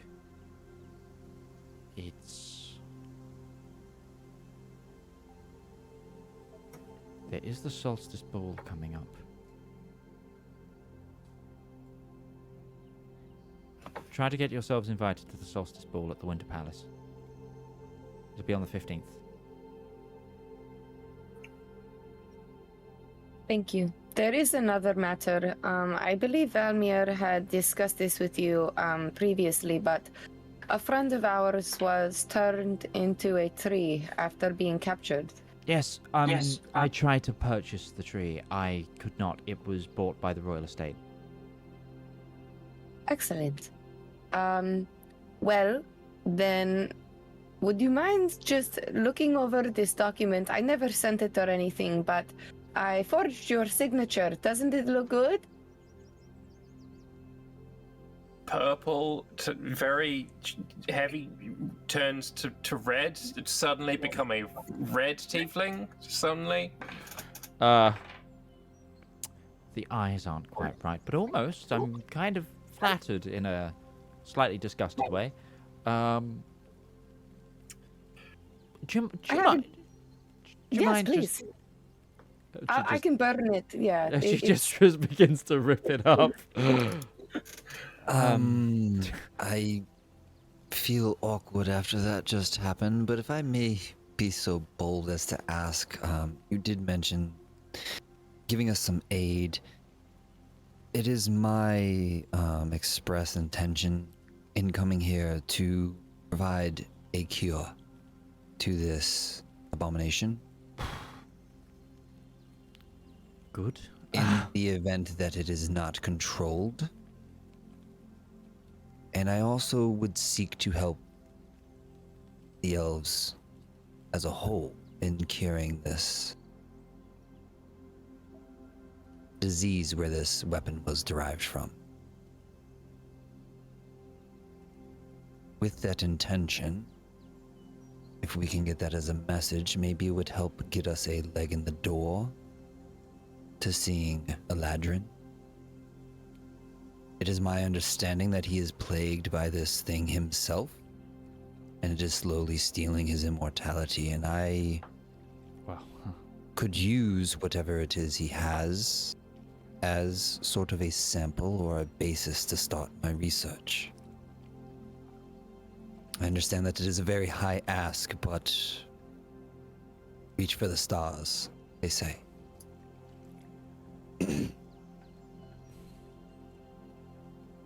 I will see what I can do. I'm a noble, but very middling at that. This will be connections of connections and bribes within bribes, but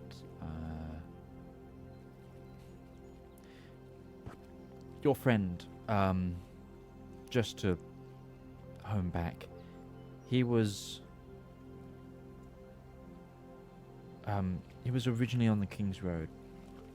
I believe he's been moved to the private collection of the Eladrin of himself, the Emperor. Wow, That royal estate. Yes. His worth was seen to be much higher when he heard of more of the story of who you all are. So we're not going to be flying under the radar then? No, you are. You are known. Oh boy. I think that might help. Slightly. It might show that we mean honest intent in ending this.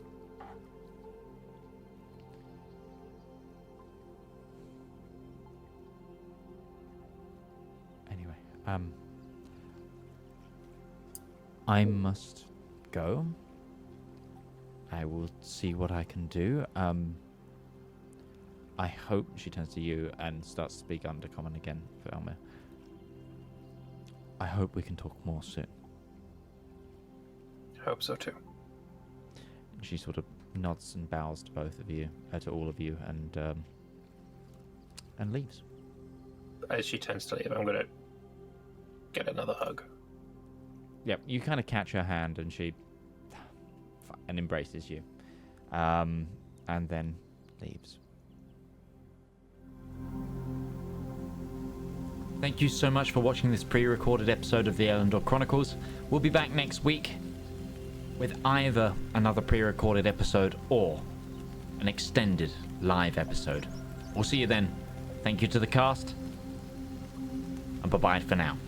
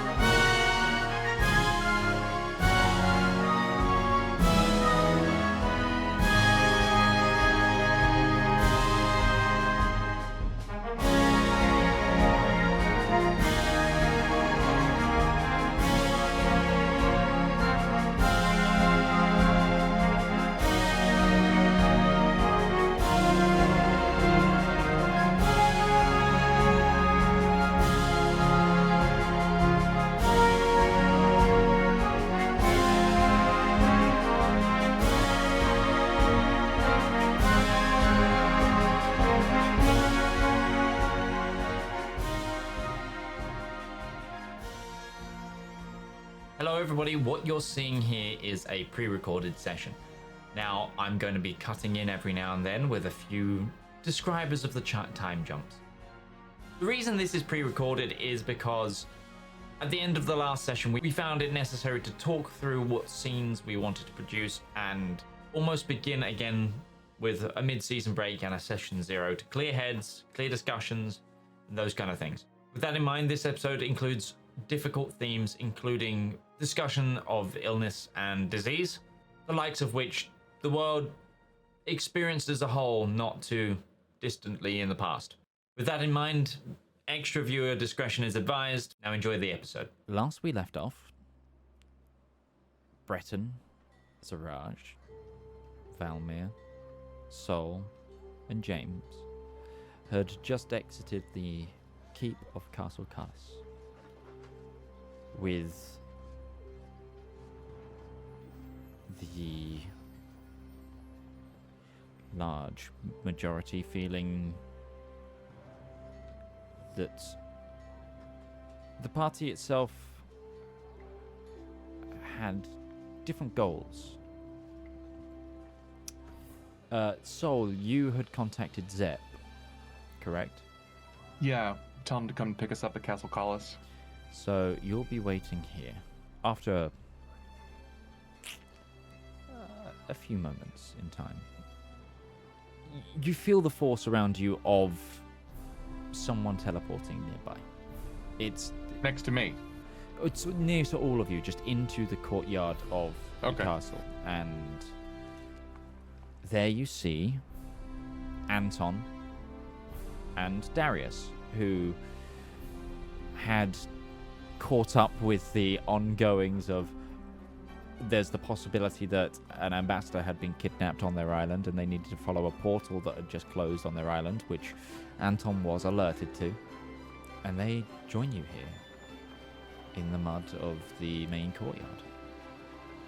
What would those of you who have just been talking, where would you be right now? Would it be you'd begin to pack things, find lodgings for a day before setting out? Is that what you would I think we try to get to the back line, unless somebody said otherwise, because we don't want to stay where the fighting is. Okay. The keep itself isn't fully understood. There's a couple of rings to this castle, so the inner moat and bailey is pretty protected, so you're not exactly in danger where you are. Yeah, there's, what was there, three layers? For the ship to land is the... Oh, but the ship to land, that will be probably outside the castle. It will be quite out. It needs to be out of range of a lot of the artillery, but unless you want to try and party low. But either way, those of you who are there, Darius has now arrived. Hey, Darius. Sorry, wrong person. Darius. Sounded weird there for a second. Forgot what character I was. You sounded kind. What did I miss? Sorry, I've been it's a lot going on. How much time's happened since I was last here and now? Like, has it been like, is this a time where it's been a couple of days, or has it